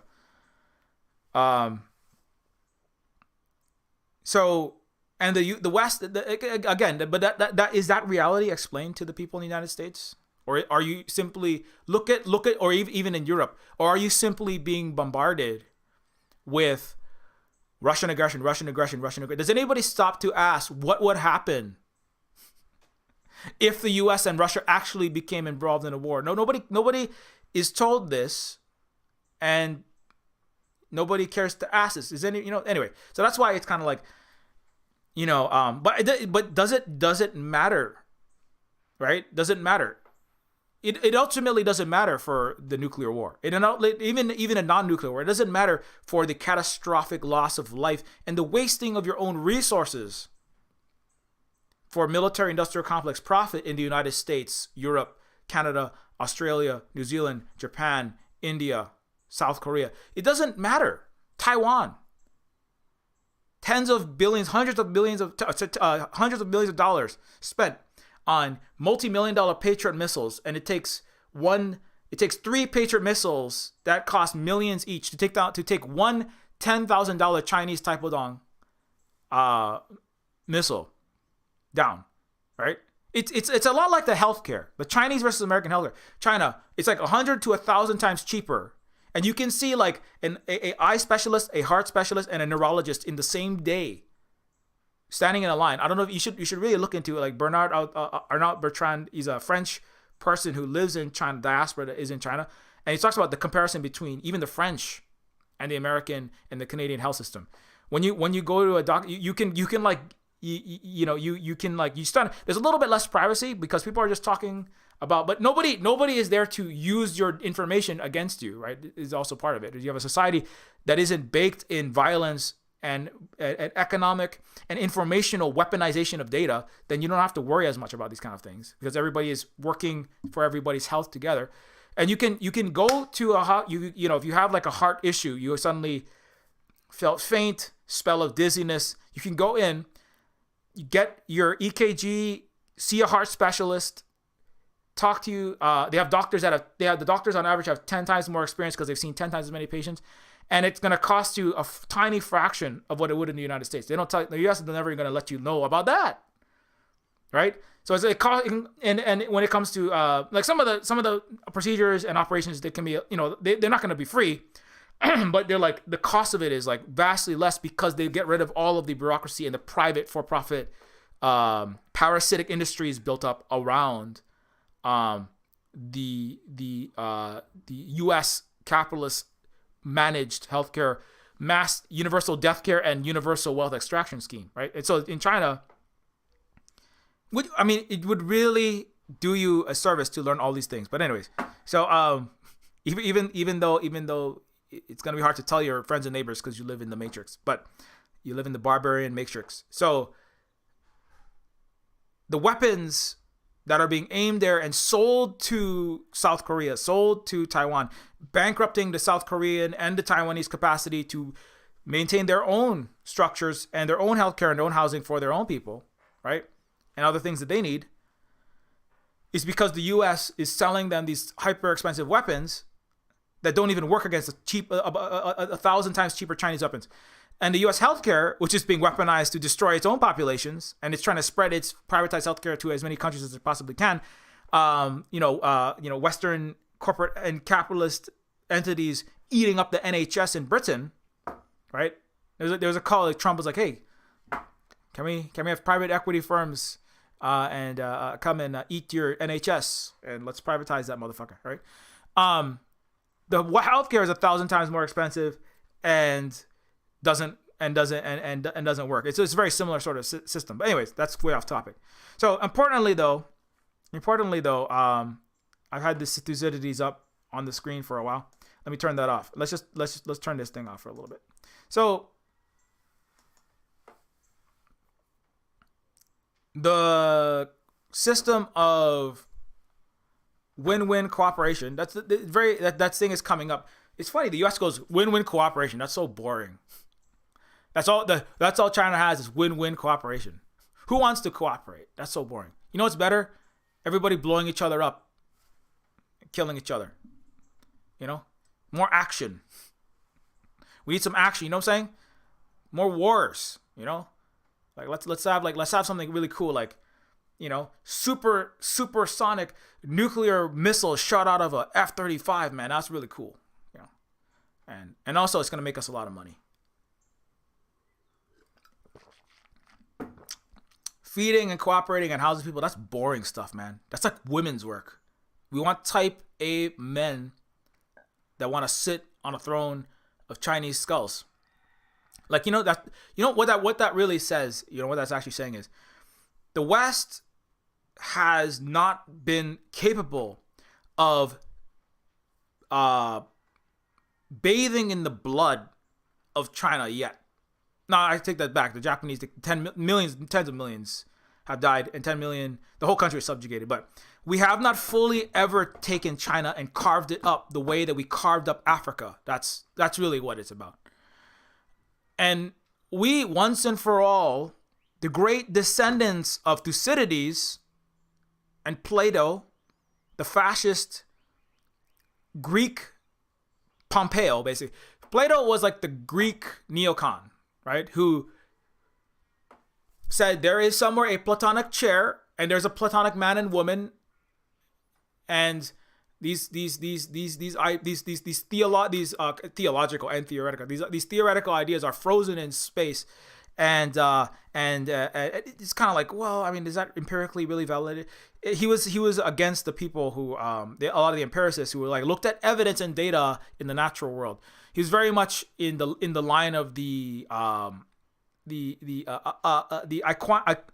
Aquinasian angels dancing on the pinheads, and the professional thinkers like CNN and think tankies in ASPE and in the Victims of Communism Foundation and NED and USAID today. Plato was he believed in metaphysical, that's non-material and dialectical based, right, thinking. And if you disagree with him, he would threaten to kill you, fight you or kill you. Kind of like Goebbels, who would pull out a gun if you wanted to talk about Hitler and culture. If you disagreed, he would just kill you. He would threaten to kill you. But that's the form, that's the full mascot form of the West, which is like, you're gonna do what we say. And I don't care that it's not based in reality, like Gaussian copula models that backed the run up to the 08-09 financial crisis, and portfolio theory, and all of the the jacked up house of cards that was the Western fiat and uncontrolled commercial and investment banking fusion, the resurgence of the 1920s era brand of banking and investment led parasitism, self-destructive parasitic capitalism is a kind of branch of it, as separate from industrial capitalism. But anyway, which are they're all premised in similarly purely metaphysical, theoretical, like in a certain sense, the Yanis Varoufakis often calls them the priests of capitalism, because they come up with these 300-page dissertations, like Ben Bernanke, the former Federal Reserve Chairman, who wrote about the Great Moderation, this huge white paper about, again, he ran the banking system of the entire Western world, basically. This is a paper that explains why there will never be another financial collapse. We have stabilized the housing markets. Credit card debt will never explode. Your student debt is totally normal. And he wrote this in 2007 and published it right before the, up until that point, world's greatest potential global financial meltdown, based on $500 billion of toxic, subprime, no income, no jobs, no assets, mortgages lent to Applebee's waitresses making $10 an hour for a $1.5 million Floridian McMansion, right? So that all were guaranteed to blow up. They all knew this. And but anyway, he was the priest. The point is, he was the priest of the metaphysical, purely theoretical, in the same way that Plato was. His ideas were about there is some kind of metaphysical perfect man and woman, and there's no such thing as a non-binary trans person. There's absolutely this, and there's absolutely this, and I just said so. I said so. This is the perfect chair. This is the perfect boat. This is the perfect spear that we're going to throw into the Spartans. This is the perfect ship that we're going to sail with gunboat or gunship, bow and arrow boat and ballista boat. I know the ballista wasn't invented at the time, but it was about military supremacy and control and domination always.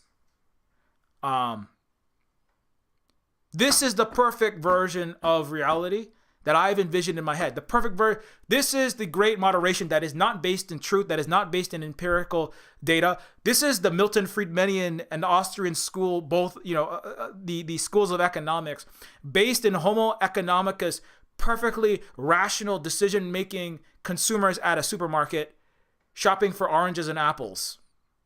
That has no basis in historical reality.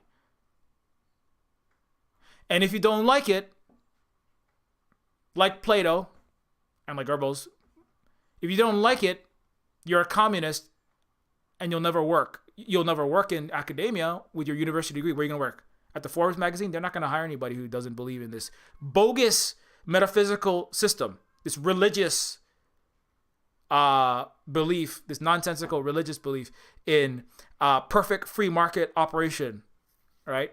That maximizes efficiency and human benefit and prices. This is all a non-empirical, non-science, or as Voltaire would say, a illusory Western Christian historiography, right? Now then, it was much more about Christian justifying the divine right of kings, but that's another form of metaphysical, theological, non-evidence, non-reality based justifications for systems of for the ways of the world, for the political and economical structures of the world. And that's what unites all of them. That's what unites, again, that unites France in the 1700s, Greece in the thousands of years ago, that unites the United States in 08 and 09, and the United States in 1933, and in the in the Procure trials of the J.P. Morgan Chases and the Securities and Exchange Act that came out of trying to stop capitalism, and which is just the Western most virulent form of its barbaric self from self-destructing in that time. And that's what FDR correctly said.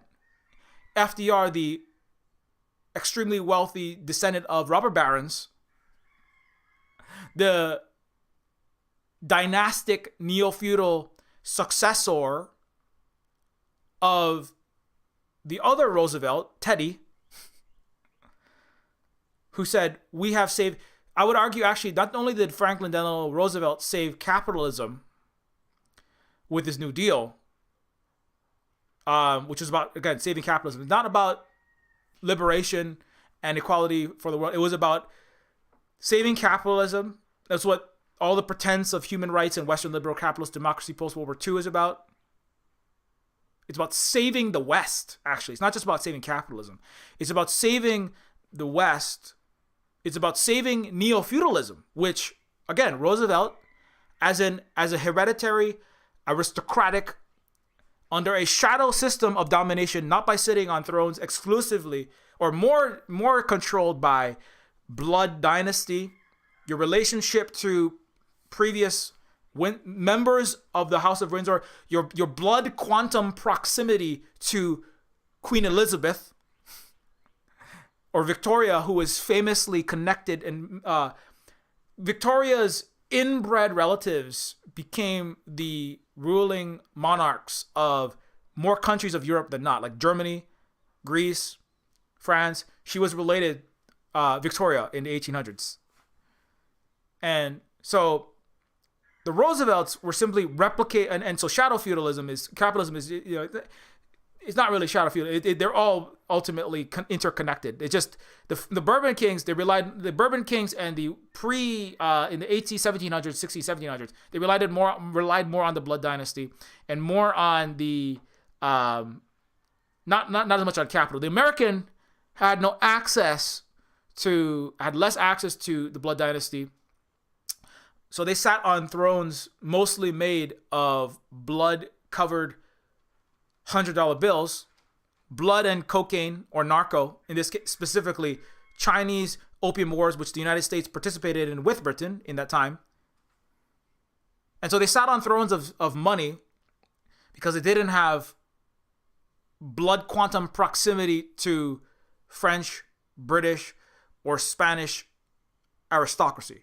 That's actually the difference between the Americans. That's the real difference. And they got their vitality was about, it's really about the American jealousy, and the American is bathed soaked in the blood. Every American is soaked in the blood of millions of people and the stolen land. That's another, because the Europeans, they are bathed in blood, but every American is bathed and soaked in settler colonialism.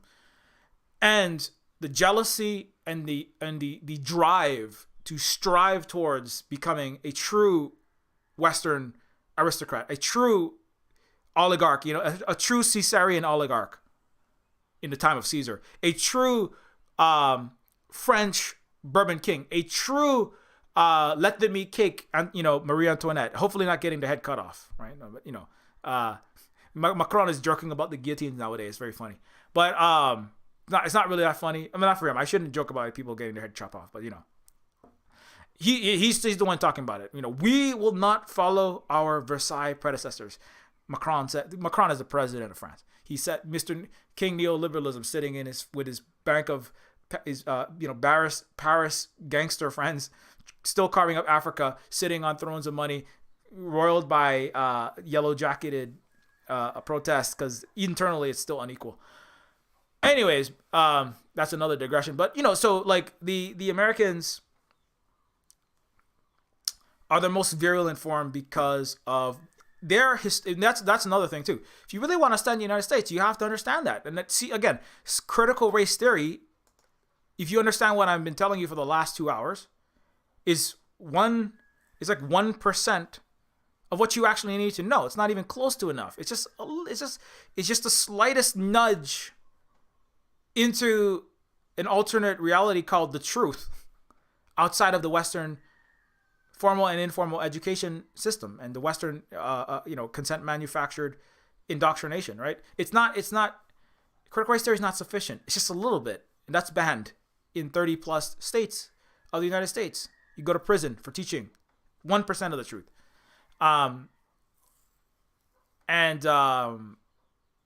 Anyway,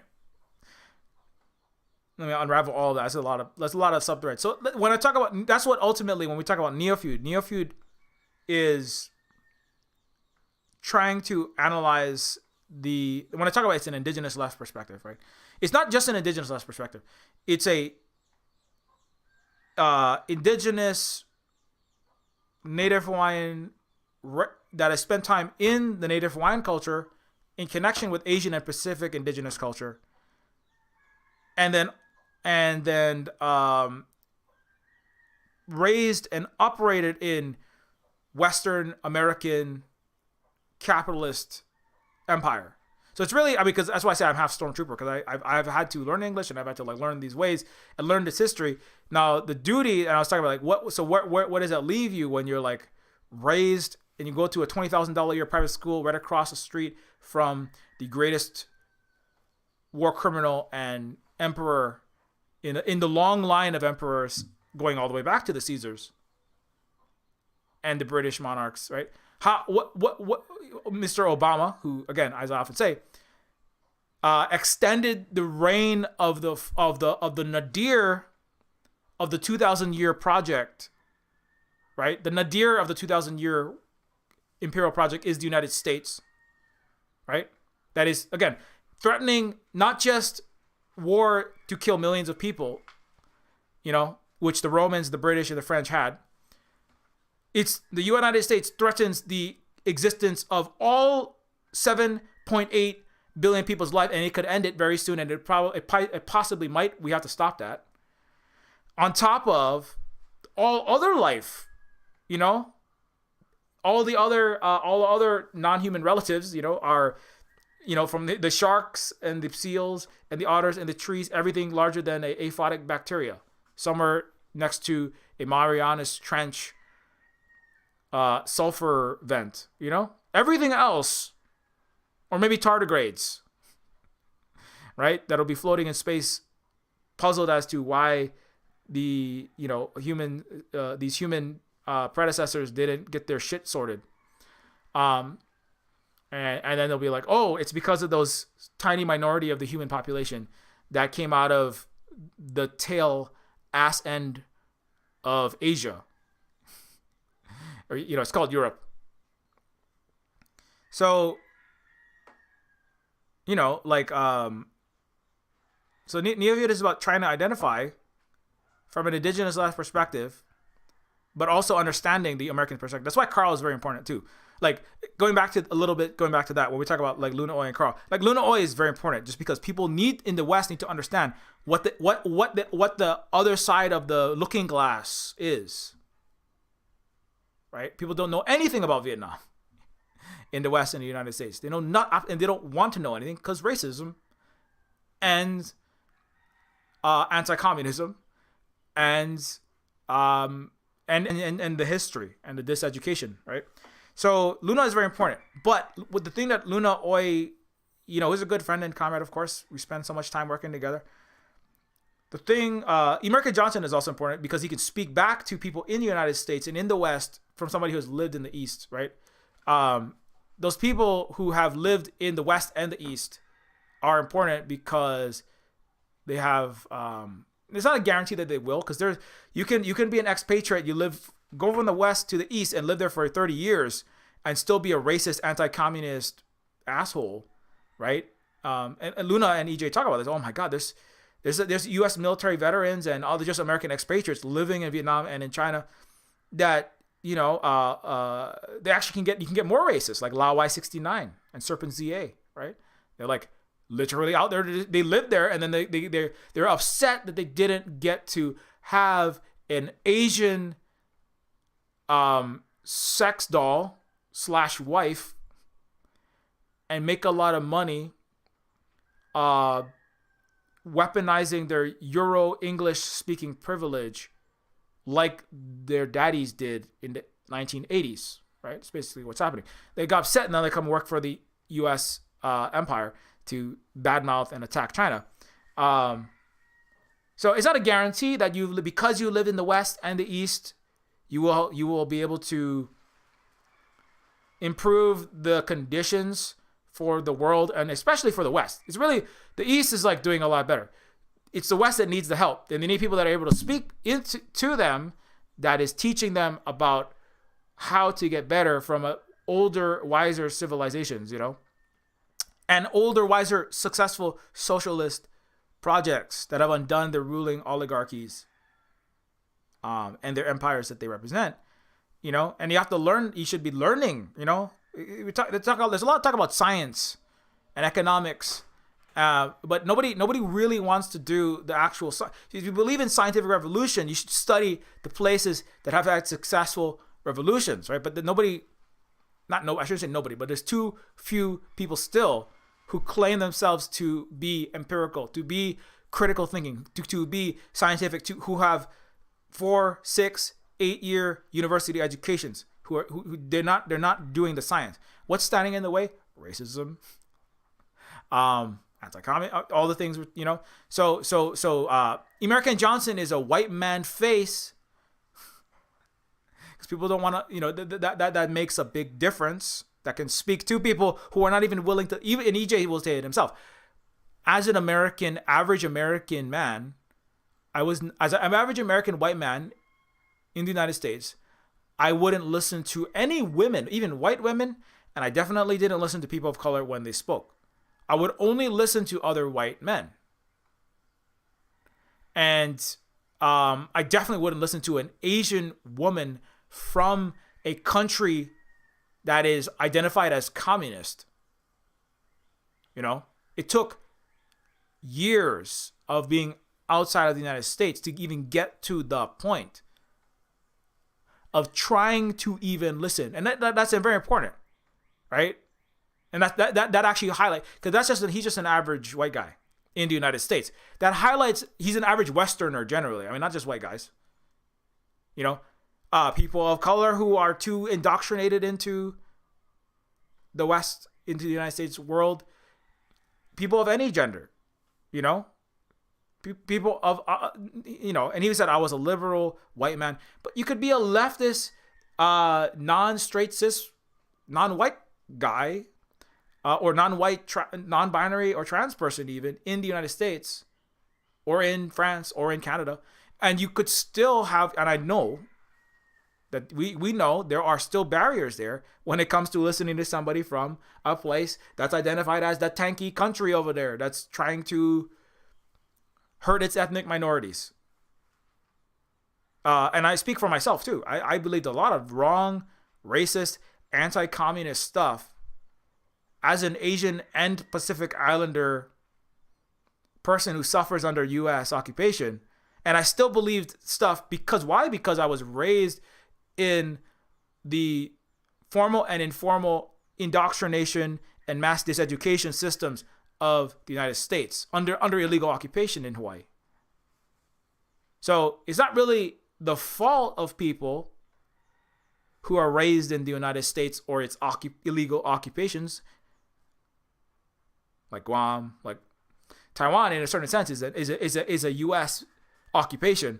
South Korea is absolutely one, and South Korea's military is the only military in the world that has it is unprecedented that a foreign country has command and control of its entire military. That doesn't exist. Even Japan, the United States wrote Japan's constitution and mandated it have merely a self-defense force. But that's all changing now because America needs Japan to be the human shields and get itself killed fighting nonsensical catastrophic war with China. But Japan had limitations to its military, and it still is its owned puppet by the United States. But that is harming Okinawa terribly. U.S. and Japan dually colonized. That's a unique thing about the Okinawan people. But anyway, I'm gonna get off topic. So, but South Korea is the only place in the world that has a foreign country operating its military. And so that reality, and that's another reason why North Korea it's very important that the West is full of lies about North Korea.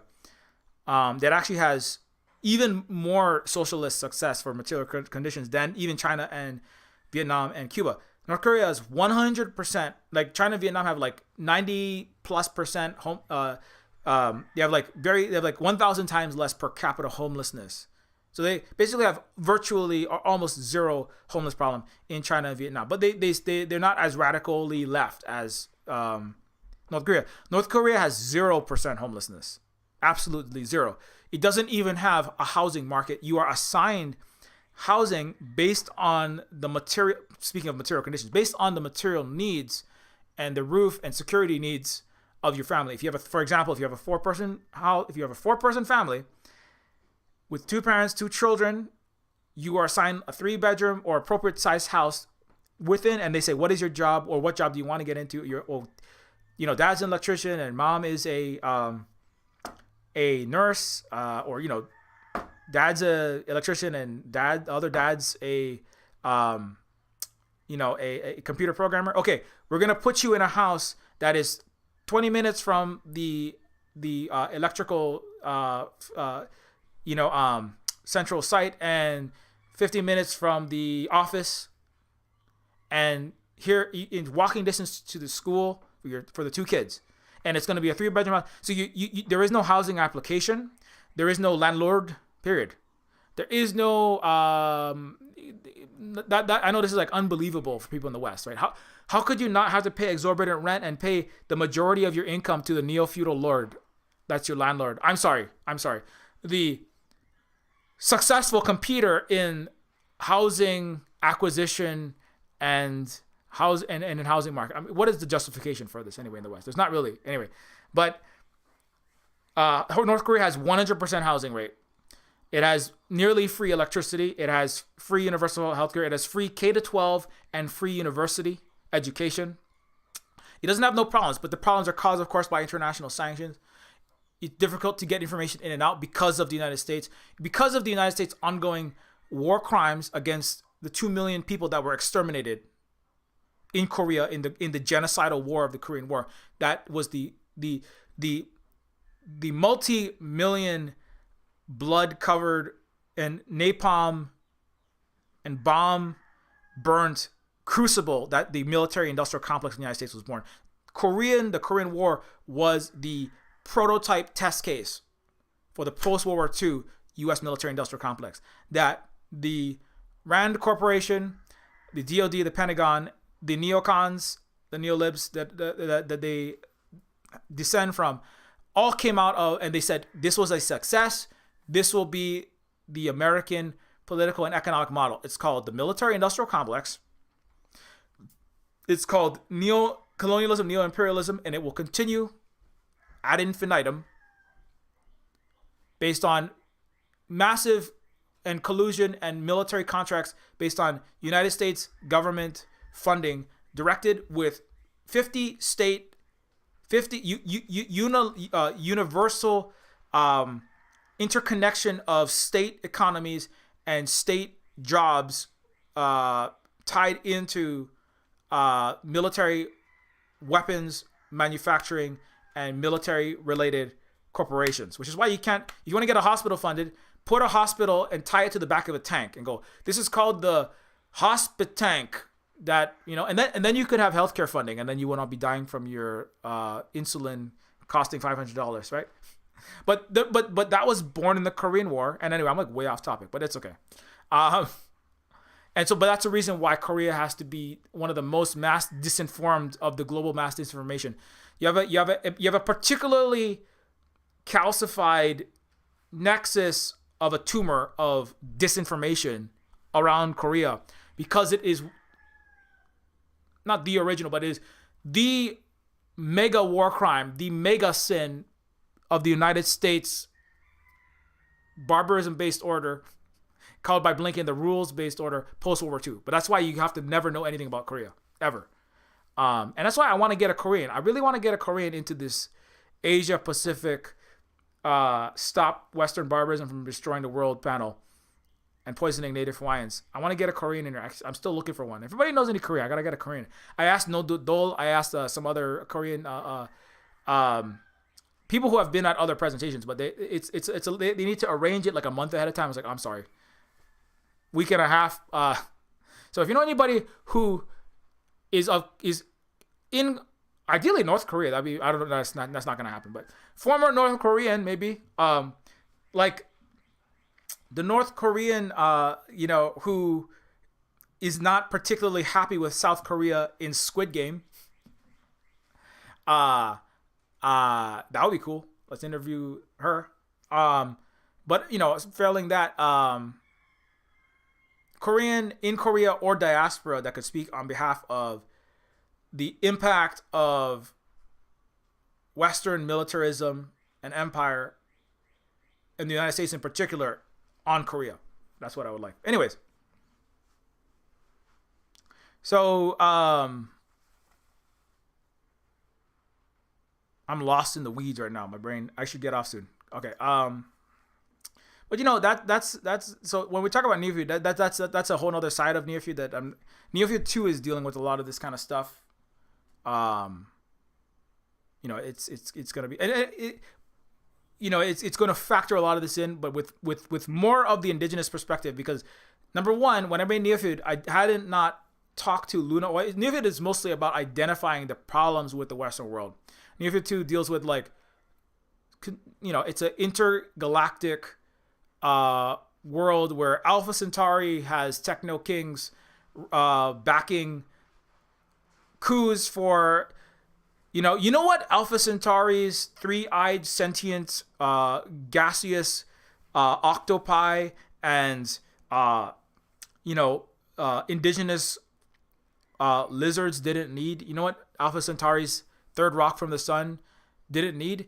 They didn't need Elon, Bezos, Zuckenstein, the 232nd, backing a coup for their trilithium crystals. That's what they didn't need. And then the 232nd clone, the vat bred clone that's popped out of a cryogenic freezer, says, gets still dripping in amniotic fluid, gets onto his hollow Twitter with his Iron Man helmet and says to the Alpha Centaurian gaseous sentient octopi, we will coup whoever we want across this galaxy. You know, that's what happens in Neofeud too. We will coup the 100,000 light year span. We will destroy every planet. Boson 42246 didn't work out. Well, we liquidated all the fossil fuel, burned that whole planet, and then started a catastrophic nuclear war between the socialist elements on that planet. Well, fuck the two. Boson 247 will be different. We will get it right this time. That's why you're seeing all these movies about science. Expanse, Don't Look Up. It's always space colonization. But the problem with all these movies is they can see that they suck a little. Sometimes they can see that they suck. Expanse can't see that the West sucks. They can't see that the Western neoliberal capitalist descendants of the unhealed Roman trauma suck. They're like, oh yeah. No, you know what the problem is? African and Chinese encoded space miners who throw, it's like space true lies. That's what Expanse is. We're gonna have a bunch of U.S. warmongered Asians are gonna shoot nuclear missiles at us, and that's the problem of the world, right? That's the problem in The Expanse, which is written by two Gen X white men liberals for the science fiction, the Sci-Fi Network, and for Amazon. Jeff Bezos owns The Expanse. What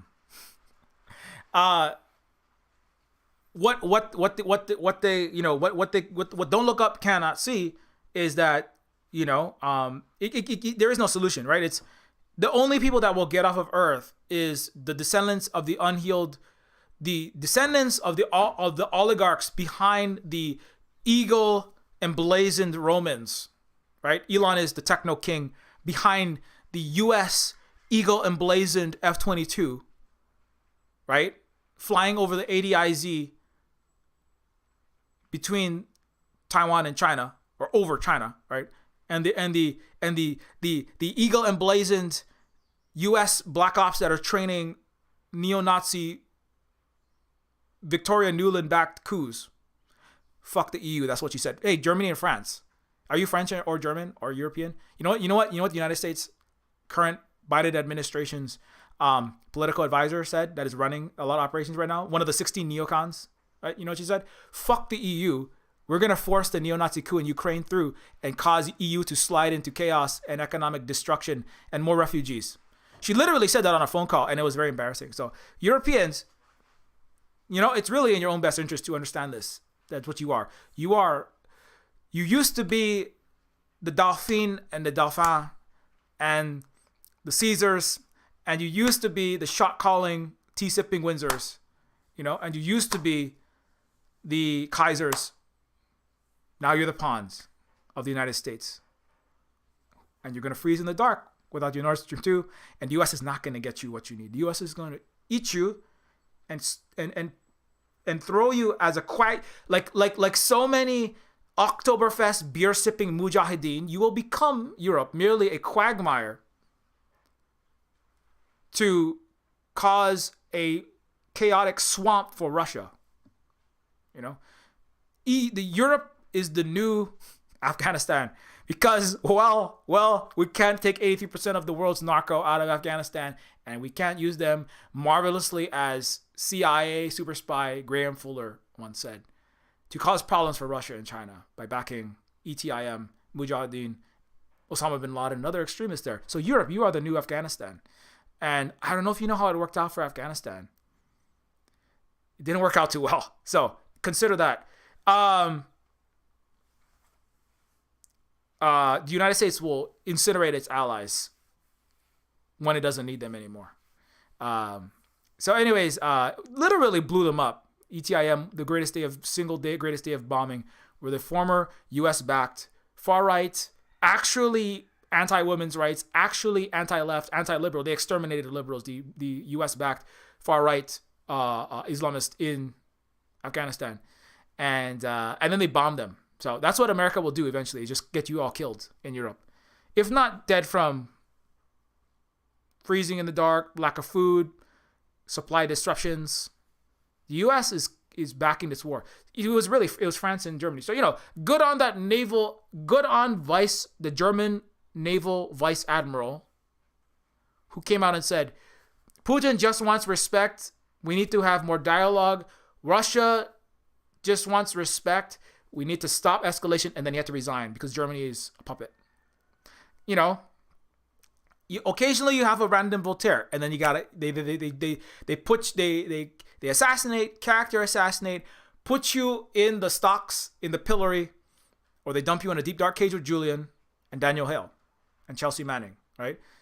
Or you just lose. I mean, that's not too bad as punishments for turning against the Project for a New American Century's full spectrum dominance, right? The German naval vice admiral, he had to resign because Germany doesn't have a democracy. There will never be a democracy, unfortunately, as long as these places that haven't healed from this trauma can't fully have revolution and undo the, and internally undo the way of being.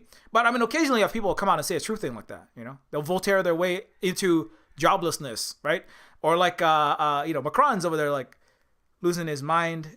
Speaking of neo-feudal kings, I forgot which tangent I was off, so I wanna give a shout out to another descendant of the Roman trauma that is doing a really good job making himself look like Princess Sybil Clinton Bush, King Warren Clinton Bush, General Walker Coke Jobs, and Nolan Gates Walton of Neofeud. He's really a neo-feudal character. His name, you might know him. His name is Emmanuel Macron.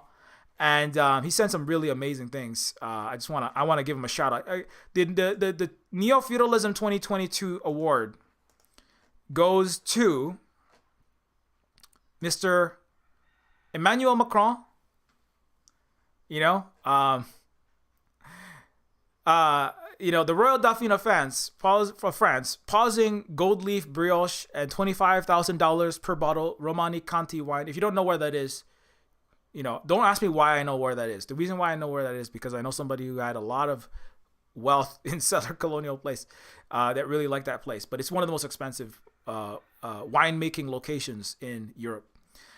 The Royal Dauphin of France, the king, or the Dauphin is a word for Louis XIV, right? People who get their heads chopped off. It's a future royalty, the future oligarch, the future emperor, the future ruler of an empire. It's very confusing. They're trying to confuse you. They're just throwing it off, but you gotta just call it like it is. You have to call a king of spades a king of spades. You have to call a Queen Victoria of hearts a queen of hearts. You have to call a diamond king of African blood diamonds at De Beers a king of diamonds. You have to call a emerald techno king an emerald techno king behind the U.S. empire. You know what I'm saying? Mr. Macron pauses his gold leaf brioche and his $25,000 per bottle wine for self-preservation. If the yellow-jacketed guillotines don't get you, the U.S. ignited Ukraine war and EU collapse will. A broken neo-feudal is right twice a year. Also, Macron, stop neo-colonizing Africa. You motherfucker. Right? Francis Macron takes his own path, seeks dialogue with Russia. Now that's a picture that is an artist rendering of France embroiled in a combination of yellow vest, economic austerity and suffering based uprisings triggered a few years ago by sudden,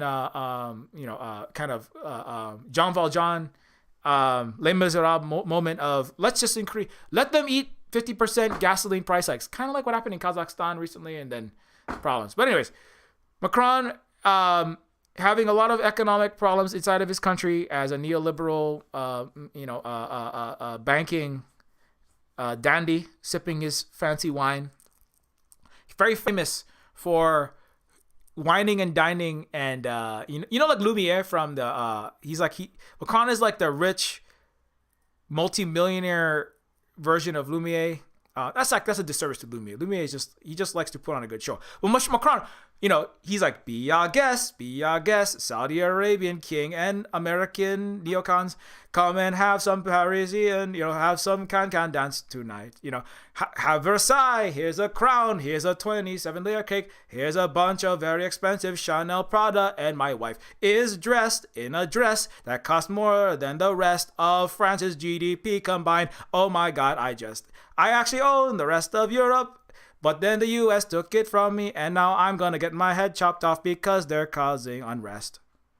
Anyway, that's a bad version of. That's Macron's version of the Beauty and the Beast classic. Be our guest. Anyway, Macron likes to show people a good time in France. That's what France really. That's why Neofeud was inspired by people like this. He's inspired by not this guy. This is just some fucking NFT cyborg monkey salesman chud. I think his name is Thucydides. It's hard to tell Greek statue Twitter from Greek idiots from the past and chuds from 0 AD. Anyways, the palaces in Neofeud are inspired. This palace, this elaborate, hyper elaborate palace with kings and queens and celebrities and mega celebrities and popes and emperors and military industrial complex executives, right? This beautiful palace. This is a scene from Neofeud. So it's inspired by France's really, I watched Mirror Antoinette by Sofia Coppola around the time of Neofeud, and I was like, wow, these people, they really know how to put on a good show. They know how to put on a really good show and then get their heads fucking chopped off. They're like, let's really rub it in their face, and that's what France, more so than Britain. Britain is, Britain can't cook a fish, a steak, or a potato without dousing it in too much fat, boiling all the flavor out of it until it's cardboard sadness. And Britain is not as good at it, but France knows how to, put on a good hospitality-filled, really good show, like a really nice, too fancy, obviously, too expensive, it really is the apotheosis of the word gaudy, which I don't know if that is a French word, but it's very much like, so the neo-feudal palaces were inspired by, what if immortal multi-trillionaire versions of techno king Elon, Macron, who is literally a techno king and a shadow feudal king in the capital that he works with, and BNP Paribas that he works with, and the U.S. military that he worked with. But he loves Versailles. He really brings, he likes bringing, he brought Putin to Versailles. Putin's like, this is a little like too French for me, but he brings other leaders to Versailles and tries to like wow them and befriend them. Which that, at least there's something to like. Never underestimate the power of interpersonal rapport, I believe, something that KG said. So, at least Macron understands that. Now, he has his head up his fucking royal ass, but anyways, so, but that it was very much, I sometimes call the neo-feudal palace, it's the 1% levitating above the earth, and above the earth, that's this, in the neo-feud world, on the ground level, there is the infinite slums of Coastlandia. It's all the coastal cities. It's Los Angeles, New York City, the ghettos of Mumbai, the shitscapes in the Badlands of Rio, where there are entire 1,000 miles of electrical wire spaghetti siphoning electricity from a Bolsonaro-owned America on steroids grid. That's the bottom level of the escape. That's 99% of the earth. The whole world is a landfill crossed with a favela slum. Above that is the 1% that are like in the city. These are the managers. These are the private equity firm lawyers. These are the executive class that they fly in.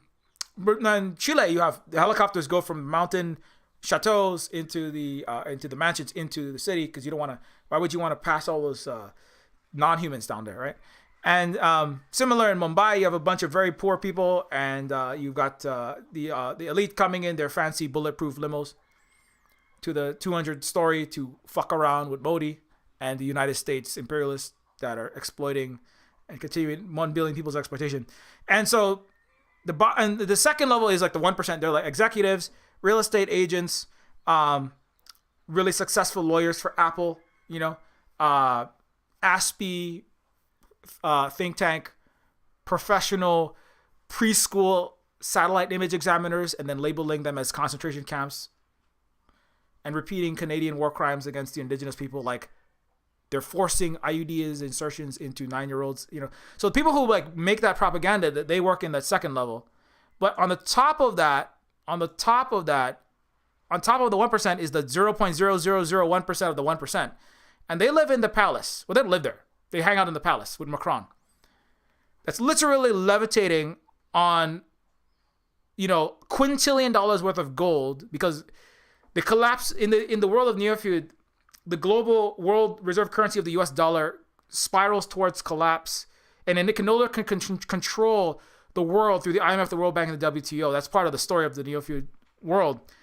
And so the massive multi-thousand, the massive thousands of tons of gold reserve that become the backing, when the global economic fiat reset happens, China, Russia, and the other places are planning on, that's part of the lore. That's not going to happen. Earth is different from Neofeud, but they're going to use their massive gold reserves to maintain power and leverage in the world during the global world financial crisis, smash crash 2.0.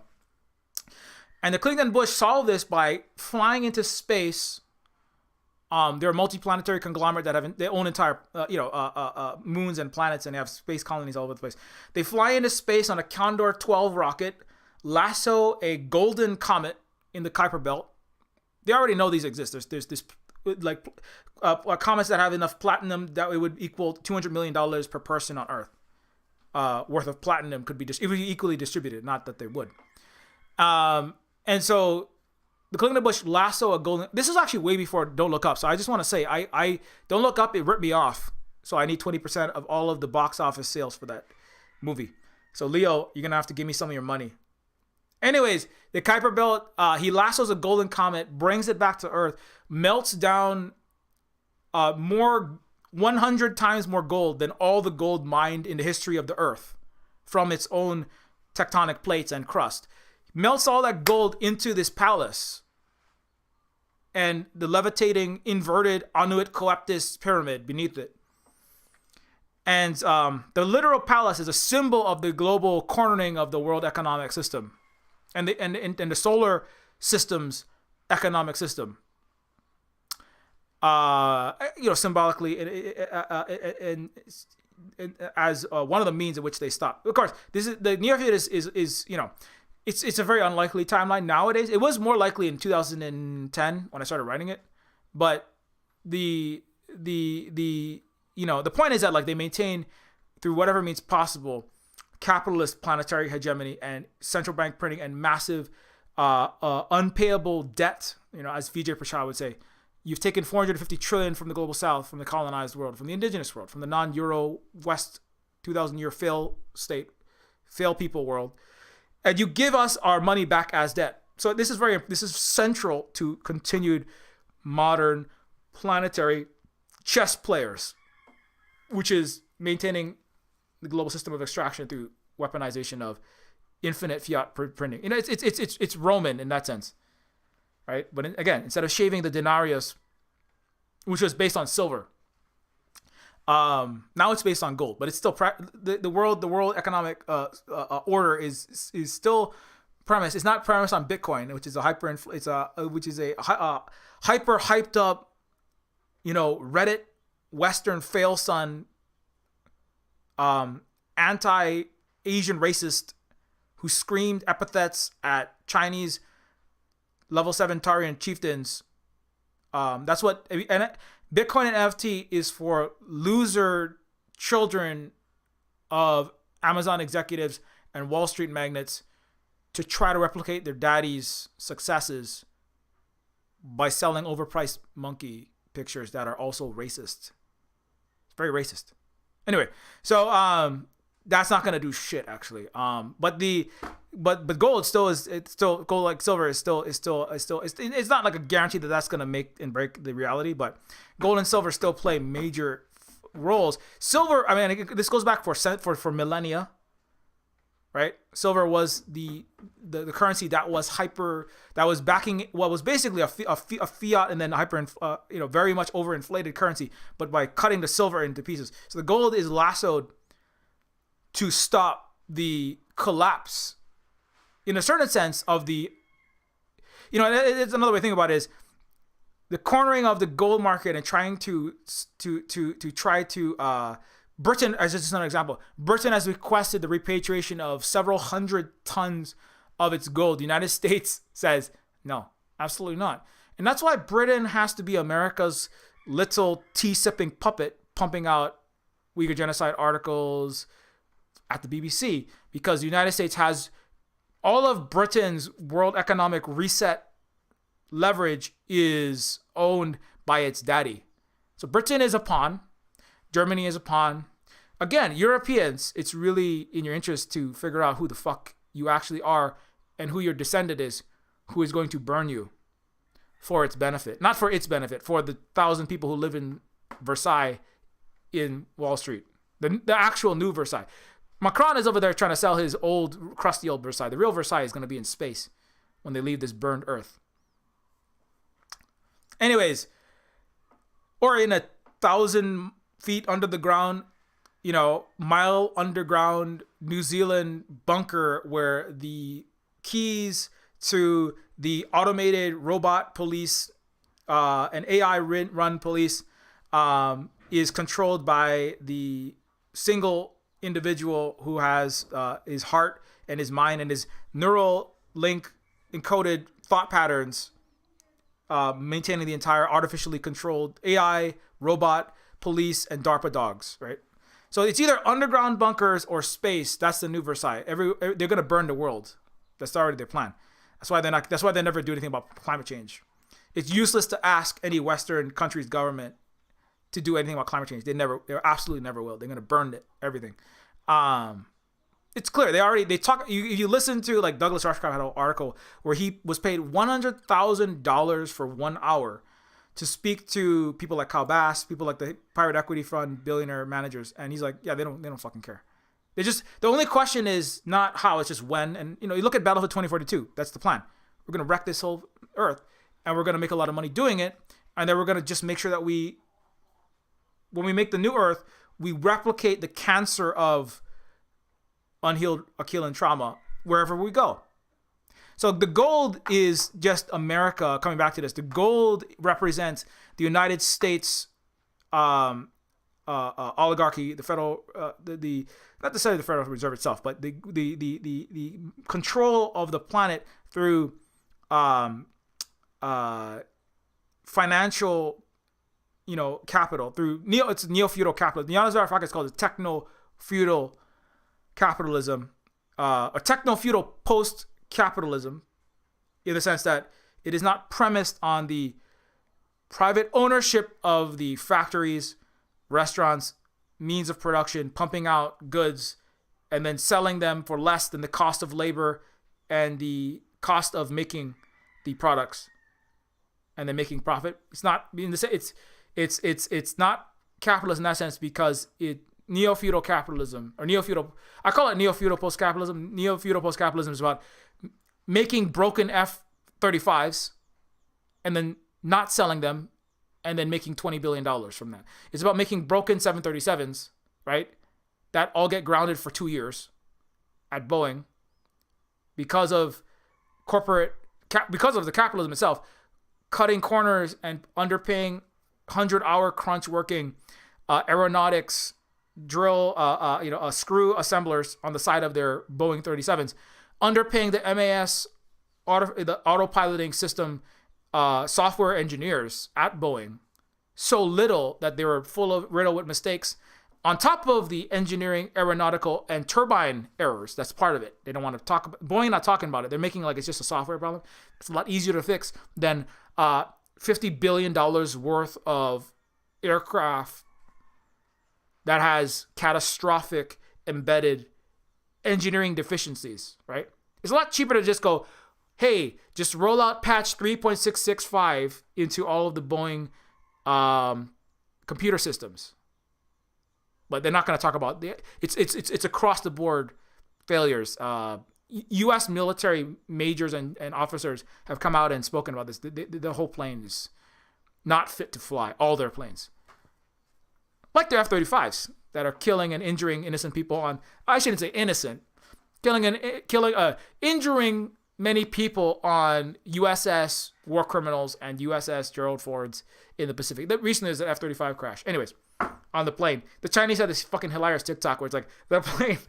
And then the plane goes to heaven and is seated at the right hand of Father Neocon. You know, it's like you got like Mike Pompeo's hands. You got like Biden and Blinken's hands open, and the plane is like lifted up to heaven. The F-35, that RIP F-35 sunk into the bottom of the sea, and it ascends into the glowing clouds, you know, around its and its halo. You know, the Saint F-35 goes up to heaven. RIP F-35, broken planes, that waste of 3 years of universal health care for Americans on your entire line of broken planes.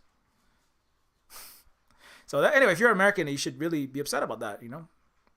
One series of military aircraft could have, you know, like if you add up all much, it could have paid for, like, it could have been paid for your entire access to healthcare, and maybe you wouldn't have 1 million dead people from treatable pandemics, or just 1 million dead people that would still be alive because they wouldn't have foregone quadruple bypasses or not foregone going on a hospital ride when they got into a car crash and a piece of a steering wheel went through this fucking spleen, right?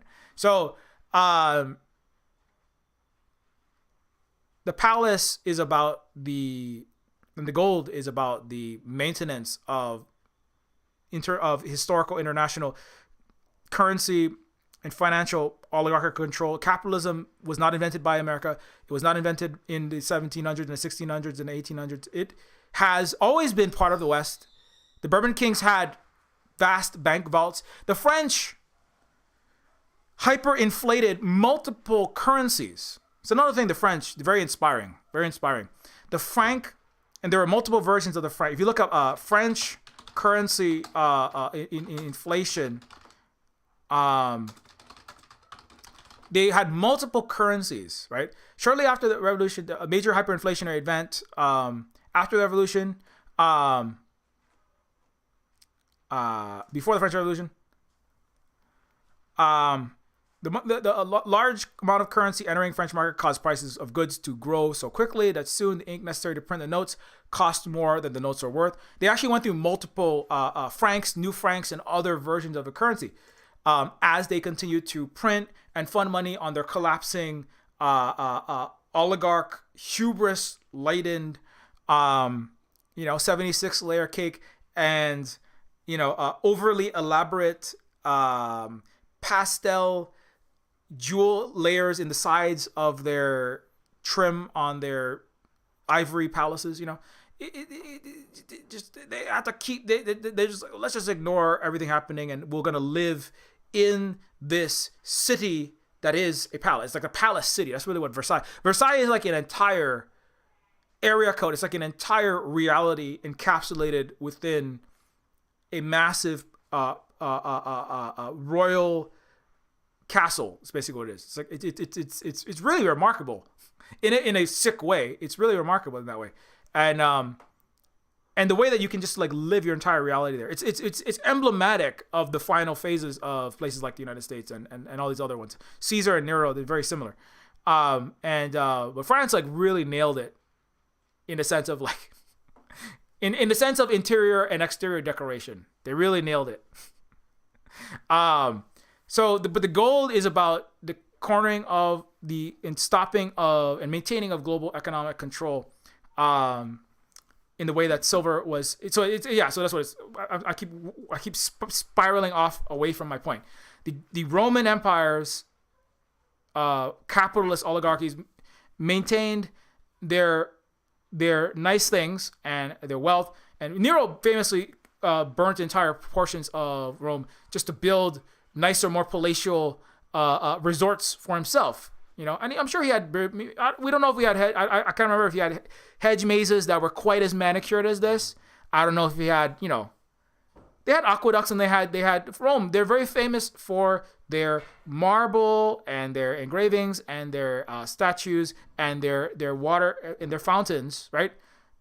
Their utilizations of aqueduct technology to make their little fountains. You go to Rome, you can see the fountains, right? Everybody goes there and then they make out, and then they do, when in Rome, do as the Romans do, which is crush, kill, and imperialize the world and fuck everything up. I mean, I don't know if you do that every time you go to Rome, but that's what they do there, including with the Holy Roman Vatican and all the descendant global genociding, Christian missionaries that are currently bringing COVID-19 to one of the last places that has had no pandemic, Kiribati. So thanks a lot, Christian missionaries, for killing more indigenous people with germs. Thanks a lot.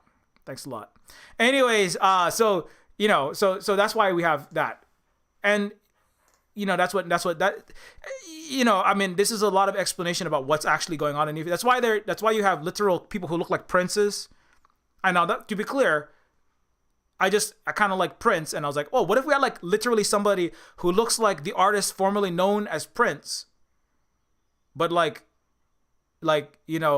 actually a fucking prince, and like I think the character's name is Prince Duncan Violet Jones Jackson the 32nd. He is like a vat bred clone fusion of Michael Jackson and David Bowie to make the most he's like the perfect celebrity. You don't really learn too much, but he's also, so he's like Prince, but he's also literally a prince. So he's like a neo-feudal prince, and he's also a musician. And then there's like, you have somebody that's kind of like, there's a Buffett Musk like guy in the middle. He's just the average American Euro white guy, suit with $200 billion up his ass, running the world. Neocon general over there, the Democrats are taking more of that, but Republicans and Democrats. You've got Victoria Nuland in the Democratic Party starting war in Ukraine, backing Nazi coups to foment extremism and cause mujahideen quagmires in Europe. But then you also, at the same time, you've got Republicans that are doing. John McCain was also there, famously. John McCain, for everybody who's played Decolonators, his even more evil brother, John McCain. The brother of John McBain, who flies the John McPlane in where you play a Vietnamese communist woman kicking American capitalist ass in Decolonators. John McCain's more fucked up older brother, was in Ukraine handing out shortbread cookies to far-right extremists and literal neo-Nazis. And then he was saying, liberty, freedom, and democracy has reigned in Ukraine circa 2014. John McCain. It's pictures. Go look it up. Pictures of him. Surrounded by the U.S. back. And so there's Republican, John McCain, and then Newland, neocon, Biden, Democrat, lockstep. So that's why it's very important in Neofeud 2. In Neofeud 1, you have the Democrat, because King Warren Clinton Bush in Neofeud is, he's a fusion, of course. He's the Bushes and the Clintons, who they kind of fuse into the Democrat. They're all, it's part of that is like they're all related, which they are. They're all, Trump was at Chelsea's, wedding, and hey, I'm seeing you at the party. Hey, how come you don't bring me to the freaking golf? Well, Trump, stop embarrassing America. You're making us look bad, man. Come on, just get with the program, man. We'll bring you into we'll bring you into the gangster club of New York, and you can be like hanging out with the Bloombergs, but you just kind of embarrassing. It's not pre-World War II anymore. There's like successful communist socialist places. We have to like pretend like we're like not barbarians. And so that's why they don't, but no, and Trump's like, well, fuck you, man. I'm going to start a populist Nazi style uprising and fucking coup. I'm going to coup ourselves with January 6th. So, but Clinton Bush is like the Democrat. And then you've got the more, Republican right wing with the Koch jobs, family. And then you've got, but they're all working together. They all hang out. Sometimes they fight each other. They slap fight each other. Like Epstein, they get each other assassinated in prison, snapping their neck with the cameras going off. It's an interfeudal coup. Madoff, you fuck when you fuck too many of your feudal relatives. Neofeud. They have ruling Western barbarian oligarch billionaire emperor imperial feudal slavist colonizer solidarity, right? Like, they all hate the working class. They all hate the people. They all hate colonized people. They hate BIPOC people. They all hate all their unwashed masses. That's very clear in the games. But sometimes they try to fuck each other over too. Now, sometimes they work together, especially if they, like, you know, have to have international solidarity to put down Black Lives Matter, put down, you know, global socialist unrest inside their own country. But also they'll fuck each other over if they can. And that's when people start going to prison and dying when they're rich, is when they fuck over bigger, more like Madoff ripped off Bill Gates and several other billionaires, and Madoff was just one billionaire versus all of them. And so they said, you're going to prison for 150 years for running a Ponzi scheme in Wall Street. And that's the only guy that really saw any time. But it's because, like Epstein, he did an inter-Neofeudal backstab. You do that, then you're gonna come back, and then you have, you know. But most of the time, like in Cowboy Bebop, the syndicate tries to avoid war. It's like inter syndicate war. It's not really. You want to keep the colonizers cut up Africa, right? Because let's just peacefully abuse our own populations internally in feudalism and capitalism, and let's abuse the world in colonialism, and let's abuse blacks in slavery in the United States, and let's coolie all of Asia, and let's just chop it up. So we got Indochina here, France, Vietnam, Britain, you know, you get a lot of Asia. Here, Congo, that's for you, Belgium, right? Oh, God damn it. Americans, I guess they got America, but America's like, hey, it's okay, Britain. It's okay. We, the United States, will join the club. And then World War I is just, right? The World War I is the West who've chopped the fucking planet up and have now spread it to and dominate the planet, like getting a little too inter-Neofeudal. Right? Now they're stabbing each other in the back. And then World War I. And World War II is, you know, this is basically the same thing. You know, shit. You mean the Germans who have to, like, pay all this debt back, they're getting pissed off, and now they've fomented, well, let's back the far right there. Oh shit, now Hitler's turning against us. Okay, let's pretend like we stopped fascism instead of the communist East. Right? That's World War II. But this has not changed, this scene. Right? That's why I have presidents and royalty, like 1700s, 20th century, and 21st century presidents, and they're all immortal, by the way, now, all in the same room together because nothing has changed. You know, they're the same group of people. A lot of them are literally, they're all related to the same, they're all descended from the same Victoria, half of these fucking people.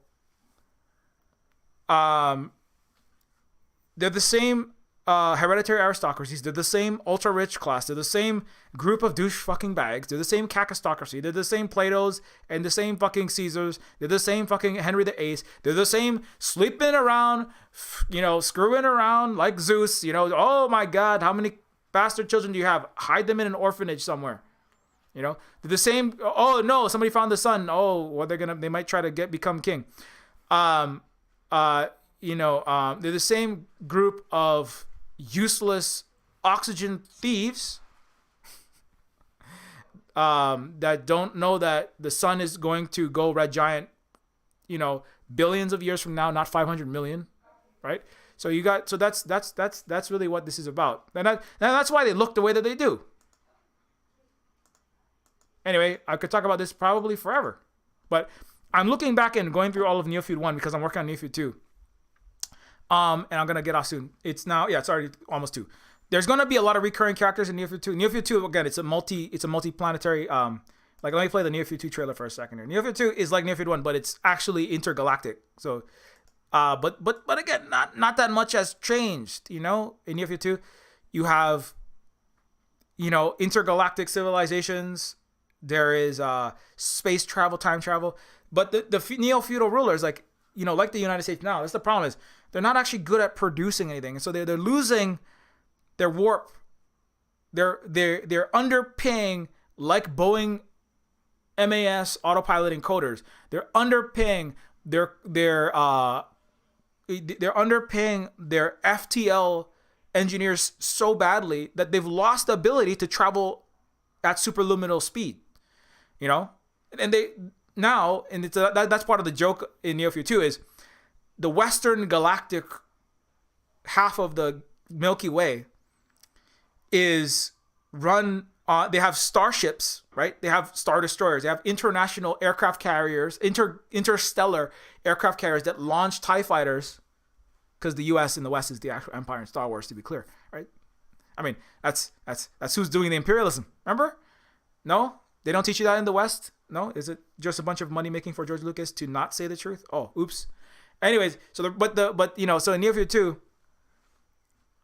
they have their ships and they have their Western star-spangled galaxy, but they're so kakistocratic 3 centuries from now that they like have lost their capacity to even to do black hole or fusion core starships. So now they have intergalactic fossil fuel powered starships. They have clunky old gas guzzling, like 1 billion tons of. That's why if they suck an entire planet and all of Tatooine's fossilized hydrocarbons have to be sucked out of the planet to power like 3 starships in an interstellar voyage. So they go to planets, suck all the fossil fuel out, burn everything, kill everyone, cause an Earth annihilation just to power their broken, clunky ass space Hummers,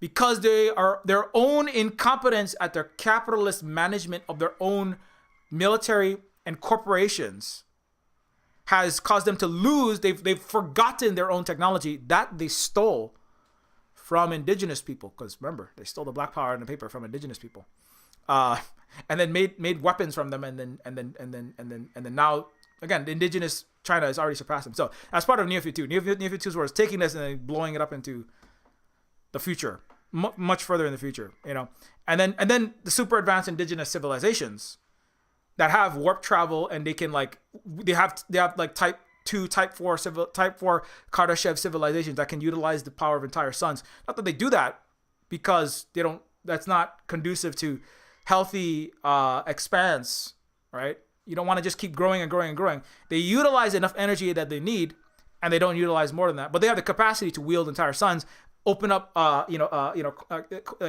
quantum 11-dimensional implosions that could absorb entire solar systems. But they don't use it, you know. But they're an indigenous civilization, kind of like an Asian or Hawaiian. They have like a Hawaiian Asian flag in them. There's some pictures of them. Let me see if I can find my Neofeud 2 picture.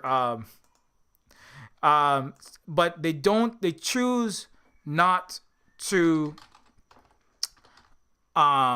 They choose not to weaponize and to overuse the technology because they're trying to coexist with each other, other indigenous civilizations. It's an intergalactic Silk Road, right?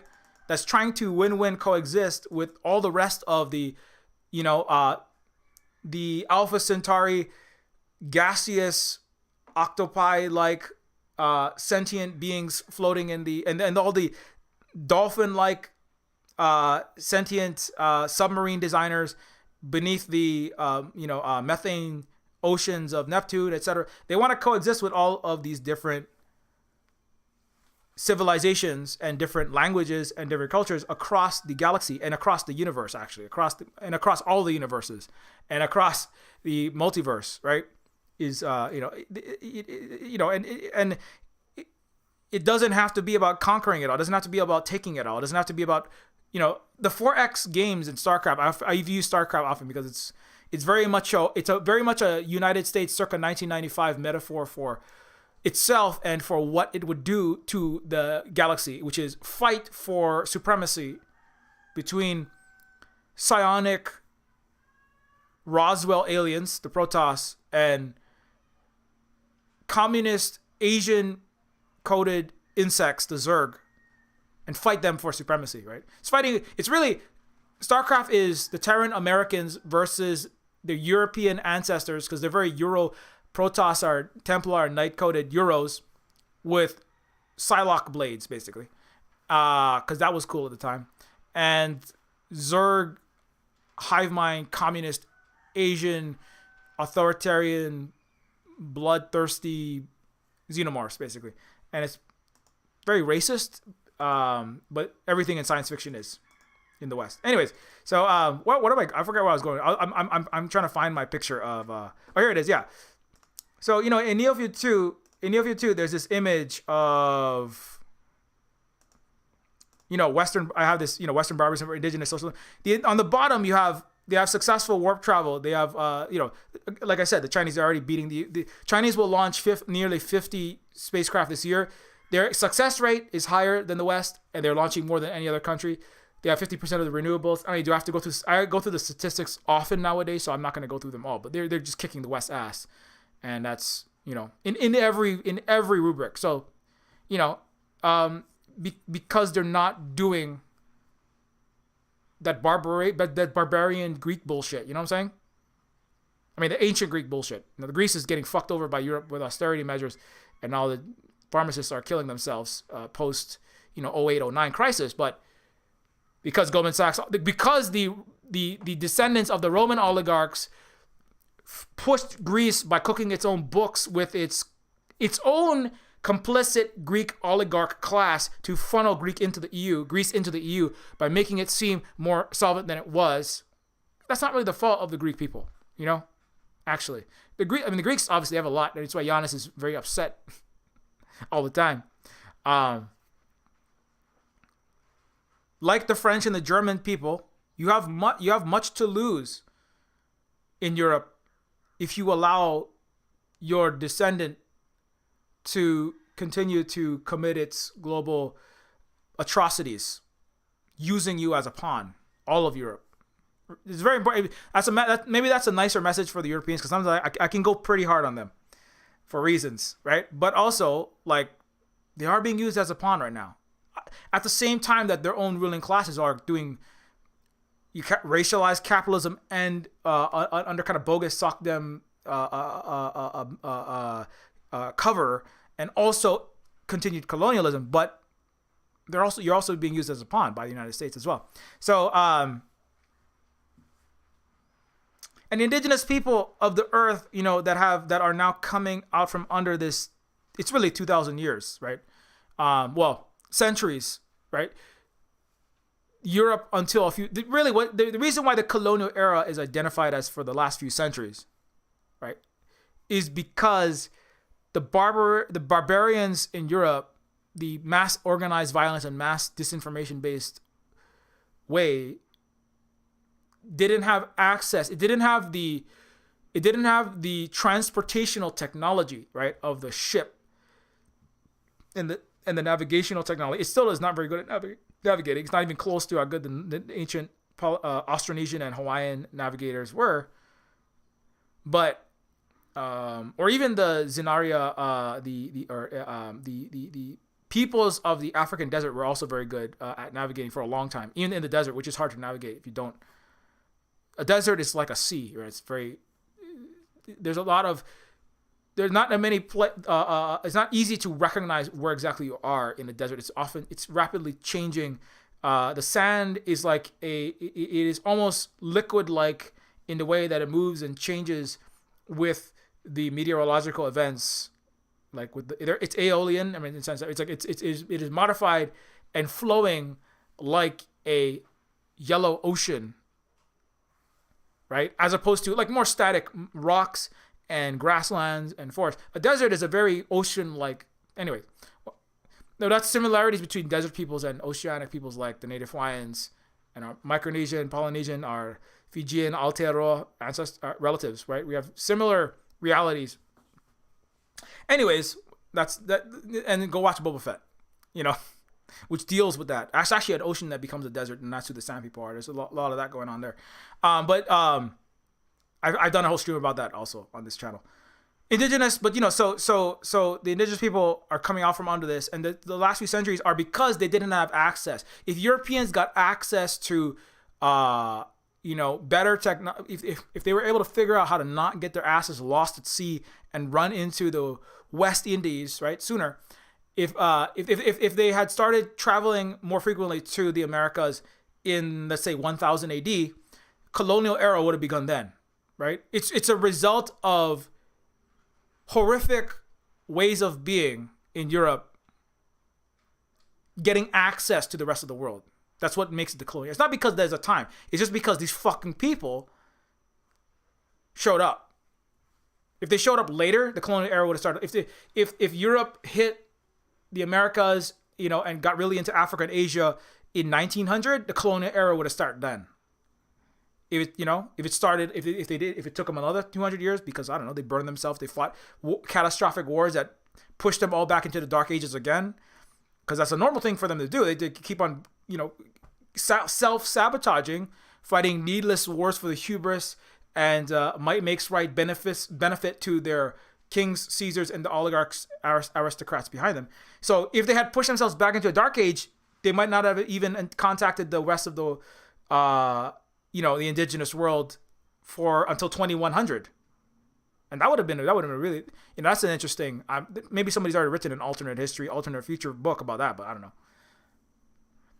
But importantly, in Neofeud 2, it's like, which is probably closer to what's actually going to happen, is the U.S. is going to die and the West is just going to they're going to fall away, and they're just going to integrate slowly, not going to die, they're going to have to integrate back into more healed ways of being and win-win cooperative ways of being, not win-lose colonization, chess, capitalism, all these things, right? And then, but this is a more metaphor for the, Neofeud 2 takes the vantage point that that scenario doesn't happen. That don't look up bogus cyberpunk is just Western barbarism with neon. It's like I said, dystopias are just people in the West recognizing, like the German vice admiral, that they're the bad guy. And go, oh, Jesus Christ, if we keep doing this, we're going to wreck everything, right? Which is what's going to happen. Which is why you should listen to BIPOC people and socialists and communists that are successful, which are mostly decolonized, former Western finally, like China, Vietnam. Anyway, that's what Neofeud 2 deals with. And finally, I want to go back to my friend Macron. So anyway, let me just finish. I started it. I got to finish it. Francis Macron takes his own path, seeks dialogue with Russia. There's still room for diplomacy in the Ukrainian crisis. At least that's the conviction of the French president, Emmanuel Macron, who continues to push for dialogue with Russia, despite signs pointing to a potential war. This is like Macron is almost like Voltaireing himself. He can't really, because he's like a Bourbon king saying a true thing, But, like I said, that's why it's like I said, a broken neo-feudal is right twice a year, like a broken clock is right twice a day. If a clock is pointing to 12:05 and it's frozen still because it's a Western-made clock and it breaks after 2 minutes because capitalists are underpaying their clock makers, the divine watchmakers and the non-divine watchmakers, the ivermectin salesman watchmakers that work for Joe Rogan, NFT backed, alpha testosterone watches, that's the divine watchmakers. And then the normal watchmakers, and they make such broken watches that when you buy them, you put it on your wrist and then it stops working. A broken clock, 12:05, it's 12:05 at 12:05 a.m., shortly after midnight, and it's 12:05 at right after noon, right? So a Macron is like that, he's just accidentally being correct and saying, oh shit, because of South Division, oh my God, maybe we should not start nuclear war in Europe and plunge us, even in a kinetic shooting war in Ukraine, plunge us all into economic further havoc and increase our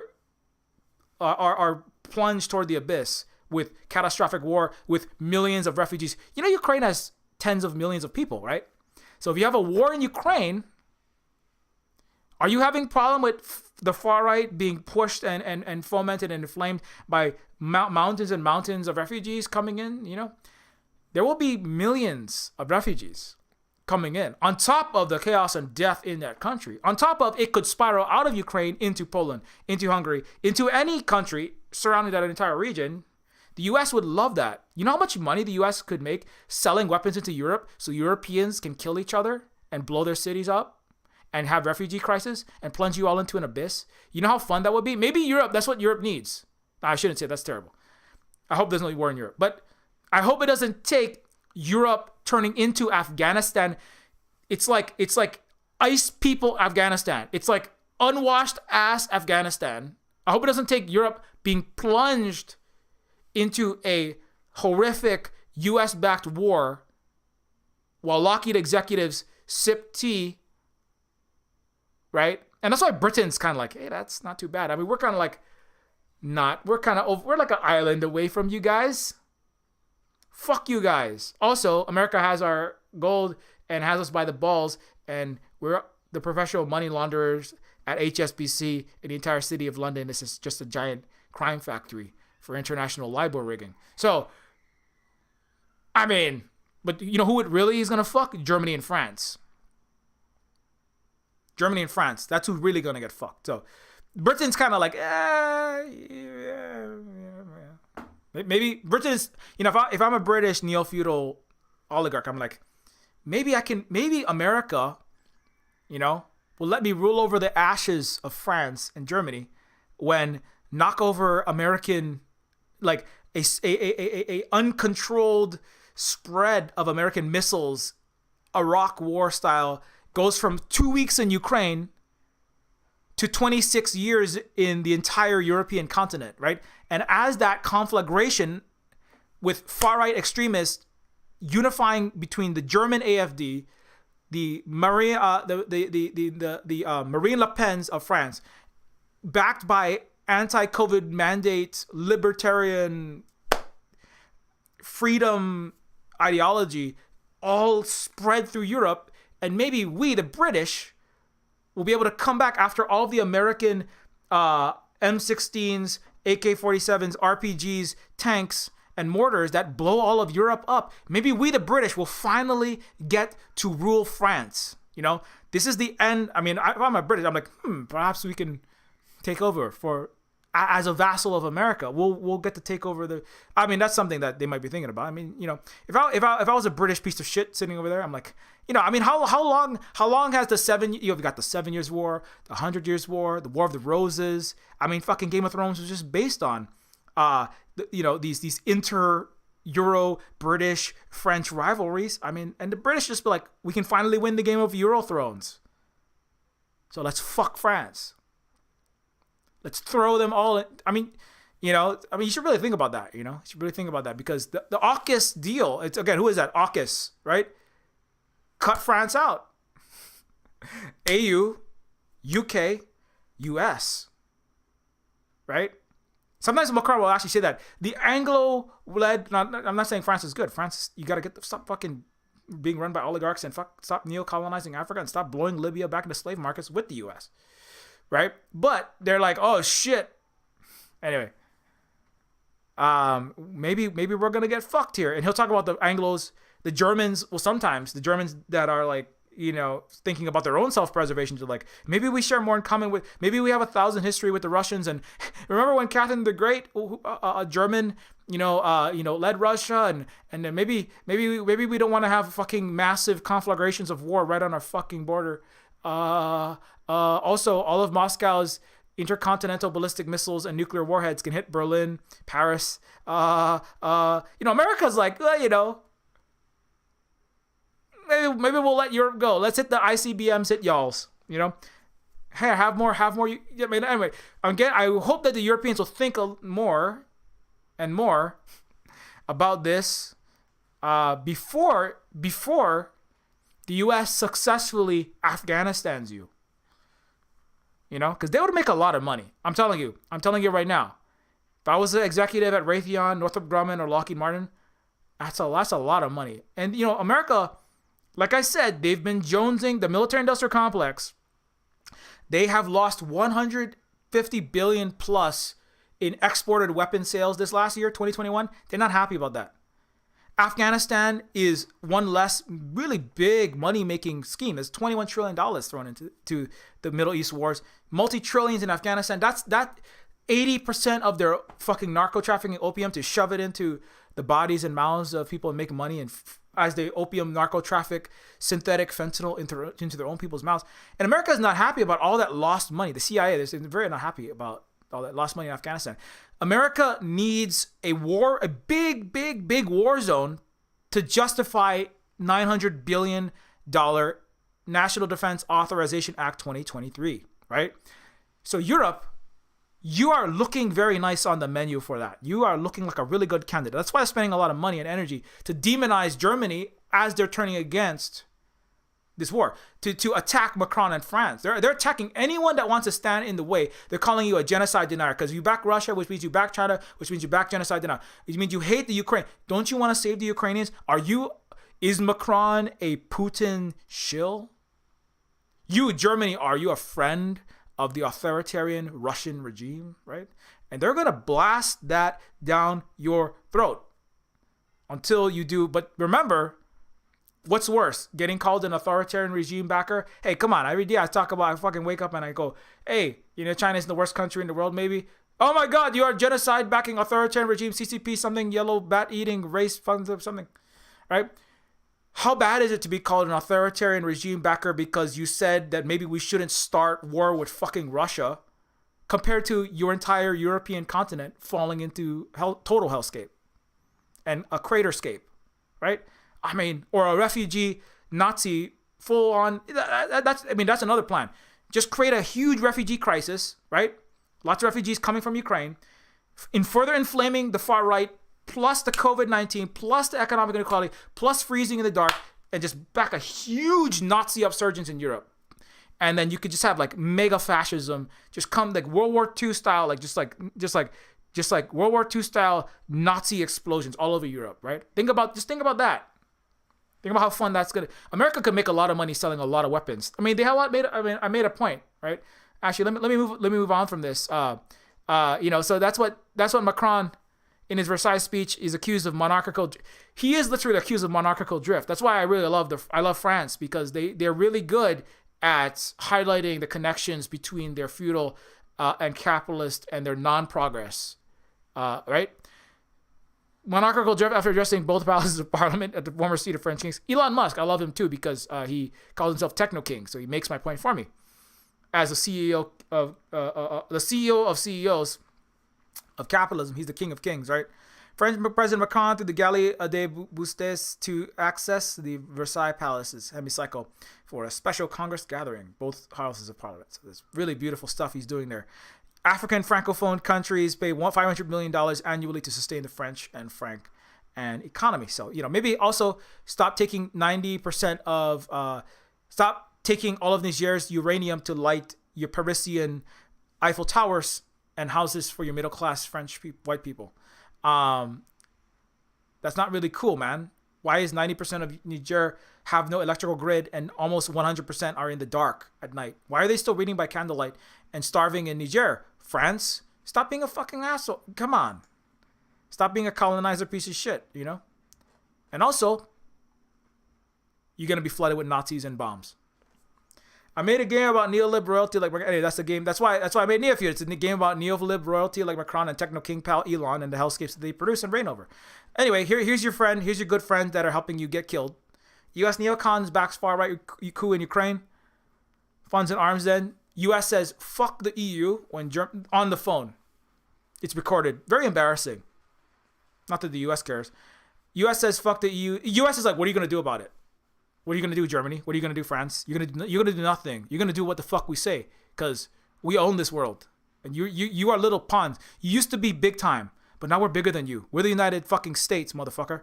So U.S. says fuck the EU, and Germany and France try to make peaceful resolutions in Ukraine 8 years ago, forcing fascists in. The imperialists now cry to China for help with diplomatic solution. That's the fucking funny part. The United States called on China to use its influence with Russia to urge a diplomatic solution to the Ukraine. This is from Victoria Nuland. Again, Project for New American Century, Neocon. Oh no, I backed a neo-Nazi Ukraine coup and funded and armed them. Help, China. This is her. This is her in 2014. U.S. Assistant Secretary of State Victoria Nuland and the U.S. Ambassador Jeffrey Piat played a significant role in orchestrating the political crisis that led, again, John McCain. So this is not Democrat or Republican. John McCain was there the day before giving a speech in front of the neo-Nazi leader in Ukraine. Played a significant role in orchestrating the political crisis that led to a violent coup overthrowing Ukraine's elected president. Nuland not only exclaimed, fuck the EU, on recorded call. when she also seemed to decide that she decided the new prime minister, saying yachts, that's the guy. They were talking about who's going to be the new, speaking of democracy, right? They're saying, who's going to be the new prime minister? That guy. The U.S. is the number one leader in not doing democracy. But again, that's what the U.S. mastered, is mass disinformation. They're like one of the best at it, you know. Not much else. Mass disinformation, mass violence, right? All the war, all the time, and all the fucking lying. Going, oh yeah, we bring democracy, and then backing Nazi overthrows, telling your own allies, fuck them, when they try to broker a democracy. What France, Poland, and Germany were trying to do was to negotiate a deal after Maidan protests violently escalated with the neo-Nazis, snipers opened fire. Poland, Germany, and France tried to negotiate a deal, basically to try to have some democracy and not have death and coups and destruction, right? And non-democracy. And and neo-Nazis instead attacked the government and took over. And so the U.S. said, fuck you, Europeans, trying to have democracy. It's like, anyway, but you know, so, you know, imperialist warmongering, give us stop. That's so anyways, you know, so again, I mean, these people, you got to know who you're working with, you know, when you work with the United States. 200-year settler colony versus 4,000-year civilization. It's 220. Okay. My troops poisoned at Red Hill. My people are hungry, homeless, COVID, no healthcare. Our bridges are collapsing. Biden's like about to go give a speech about building back better, and the bridge fucking collapses hours before he gets there, right? F-35 stealth fighter. My planes, my own capitalism is causing my own planes, my own F-35s to crash and harm my own troops. Oh, help, China, help. What do I do? China's over there is Yoda, and US is Luke over there. And China's like, well, we'll make artificial suns that bring infinite renewable energy, 40,000 kilometers of high-speed rail, world's best COVID response. We'll save everyone from COVID. We'll get all the vaccines to the rest of the world. 2 billion vaccines to the rest of the world. You're not doing even close to that. We'll give everyone all the expertise. We'll solve COVID. We'll do over half of all the renewables. We'll solve climate fucking change. We'll get all the solar technology from Xinjiang that you're sanctioning, despite you sanctioning them. Okay, you whining about fucking COP26. You're just a bunch of climate destroyer. Okay, China's the adult in the room. America's a little infantile baby. Like, the West is just infantile little children. We'll make the septillion times faster quantum supercomputers that we can do weather and oceanic simulations to stop the death of as many ecosystems as we can. Fine, you little children. We'll do super advanced AI so that you don't stop the world with automated nuclear warfare with fourth offset. ICBMs launched from Skynet. Okay, we'll kick your ass at everything so you don't blow this world up. World's greatest poverty alleviation. We'll alleviate all the poverty. 70% of all poverty alleviation is not due to capitalism. It's due to socialist China for the last several decades. We'll do all the goddamn actual helping people. All right, you fucking little children. Leading global win-win global development. We'll stop 7 billion people from spiraling into colonial hell and starvation and death in Syria. We'll get them in the Belt and Road Initiative. Okay, we'll help the Cubans out because you want to embargo and assassinate the socialist leader. We'll help the Bolivians with 52%.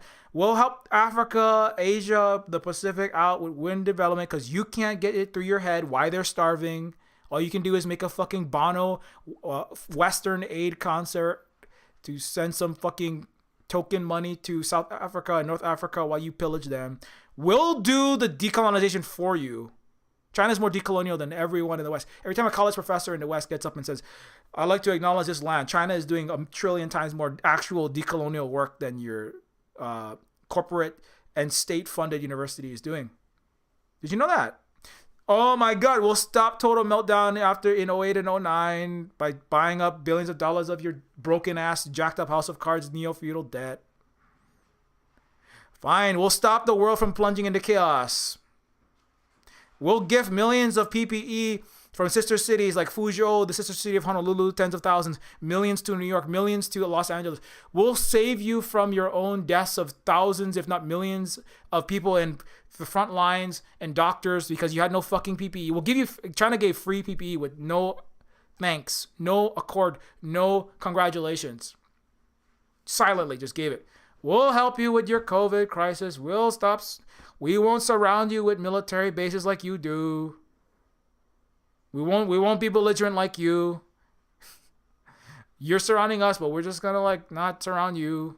You know, we're not gonna put fucking missiles in all the Canadian border. We're not gonna have like, you know, nukes on ICBMs in Tijuana aimed at Los Angeles. We're not gonna have aircraft carrier threatening your fucking New York and Washington clowns that run you, despite you fucking flying your 80 IZ illegitimate zone aircraft into our airspace. You know, I mean, it's incomprehensible how much more mature the Chinese are compared to the West. It's not even close. You know, and they're like, you know, what? But you know, it's like why are we so fucked? Why are we all starving? Why is 70 million people malnourished? Why are we so shitty? Why do we suck so much? My plane crashed. And China's like, let me get your plane out of the ground with my force.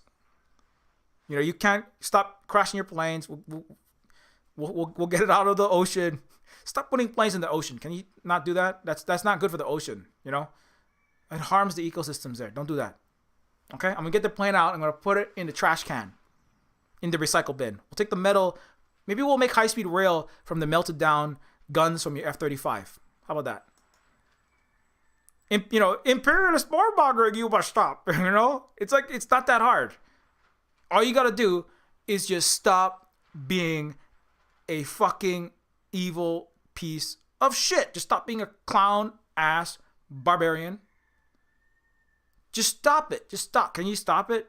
You know, just don't do that. Can you just not do that? Can you try to not do that? We've been around for fucking 4,000 years, and you've been around for 200, just like your daddy, your Roman daddy. They didn't last too long.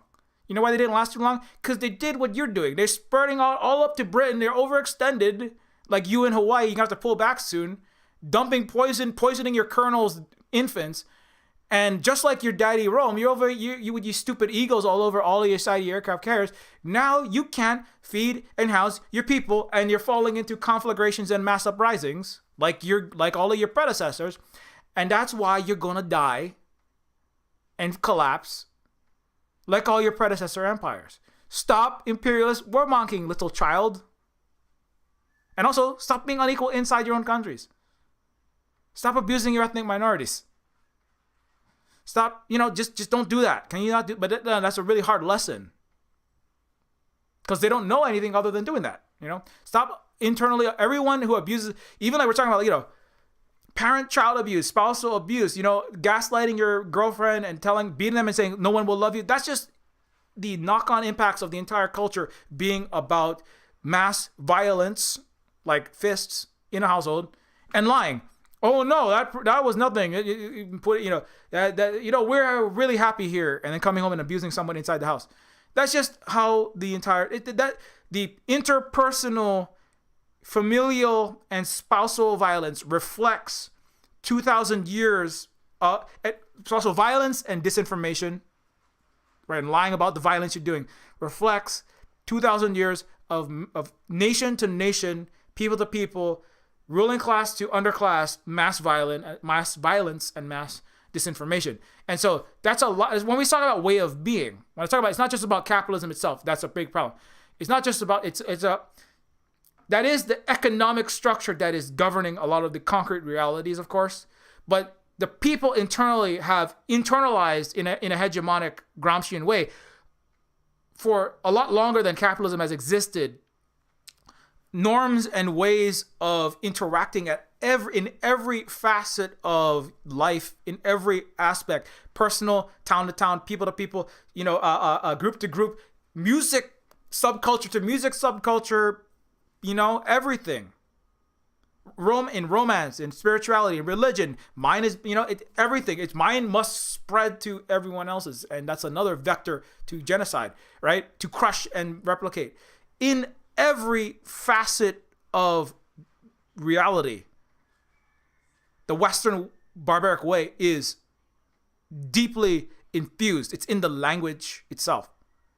The word civilization, what does that mean when the genocide doers are all UK, US, France? It's a meaningless word. The word civilization buries billions of people's mass violence in the mass disinformation when you identify the civilized countries as the US, the UK, and France. The language, everything. The very gendered language.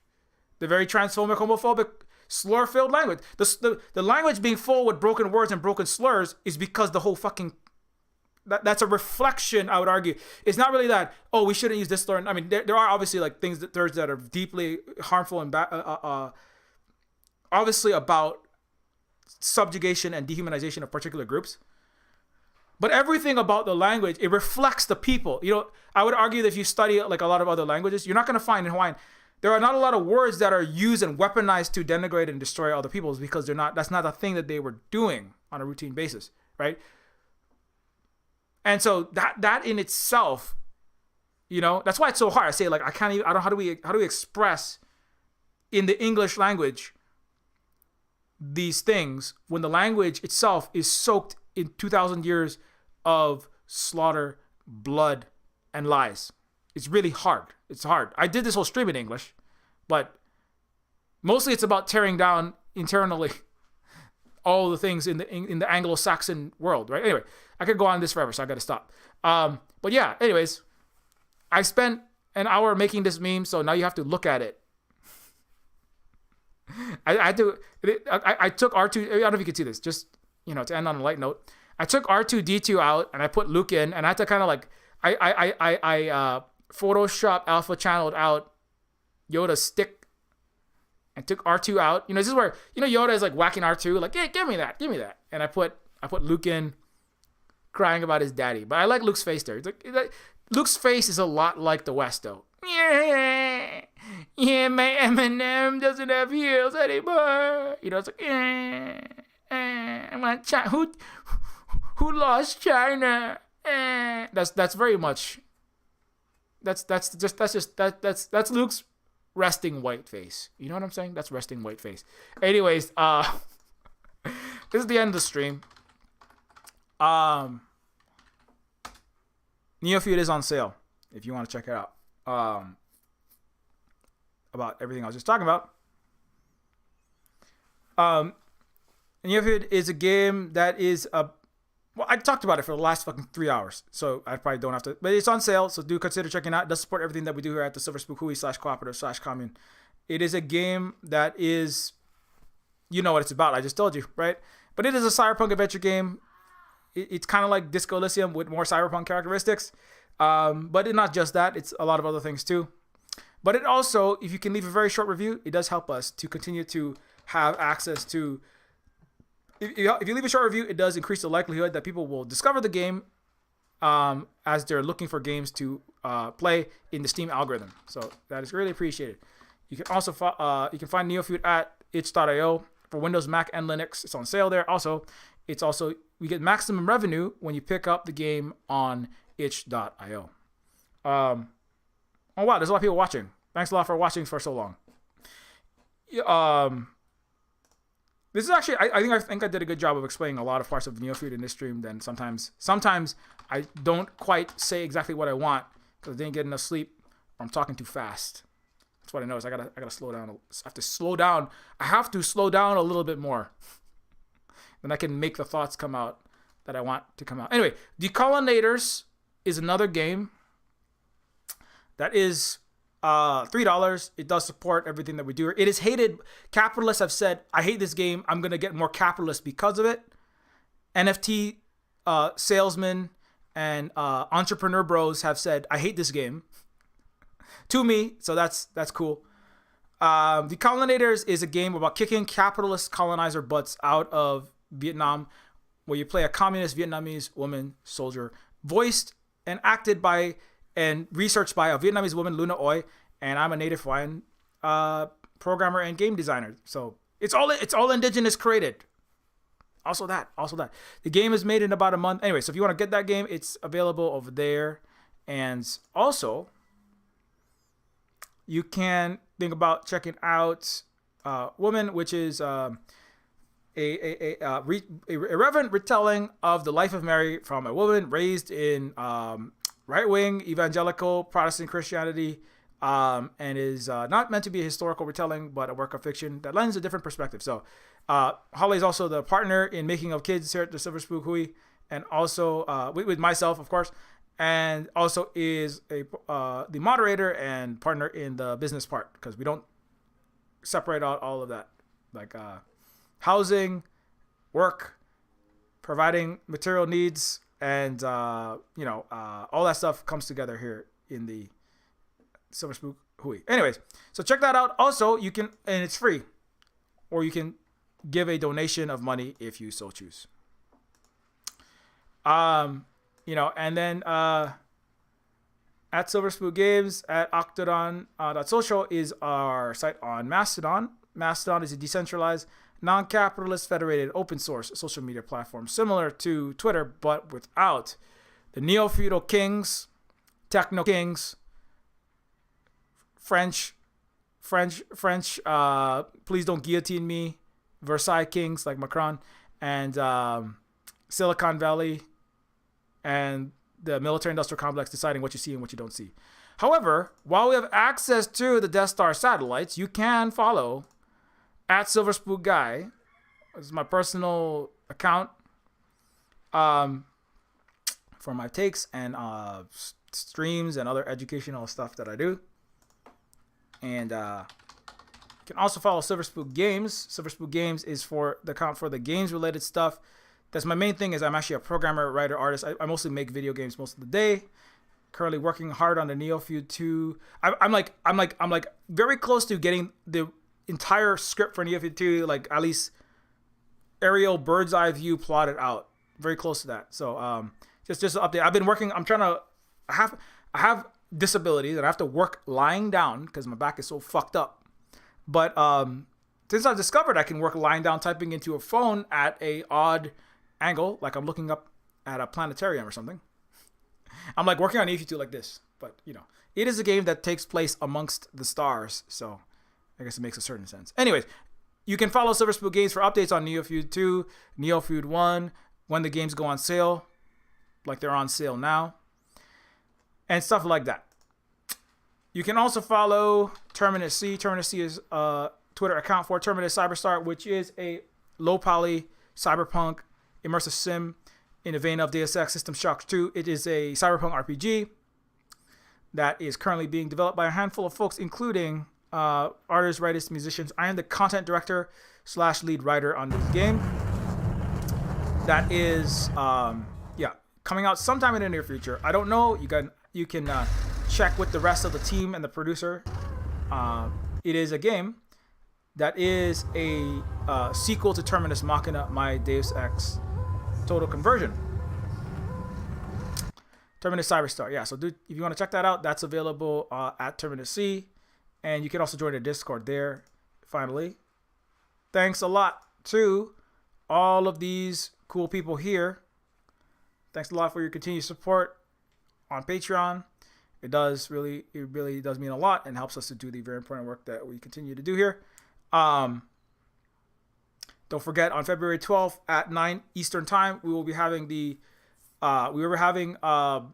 Asia Pacific Stop Frickin' Western Barbarians from Destroying the World in the Asia Pacific with War and Militarism.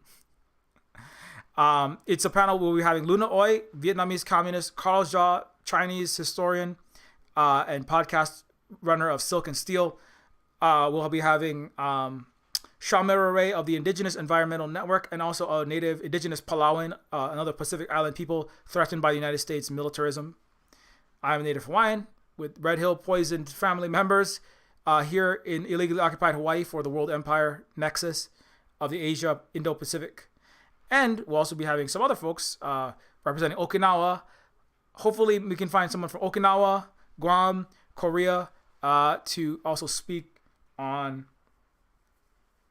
the problems of this ridiculousness that they're trying to pursue here in the Pacific between West and East. Thank you very much, everybody, for listening. Thanks, Holly, for moderating, and we'll see you later on the Silver Spook Twitch stream later on. And if Carl Zah, you can watch Carl Zah possibly play Fallout Nevada if Carl's is still playing. Anyways, and you can go ask Carl, are you as based as Silver Spook said? And Carl, of course, will definitely represent. Anyway, take it easy, everybody.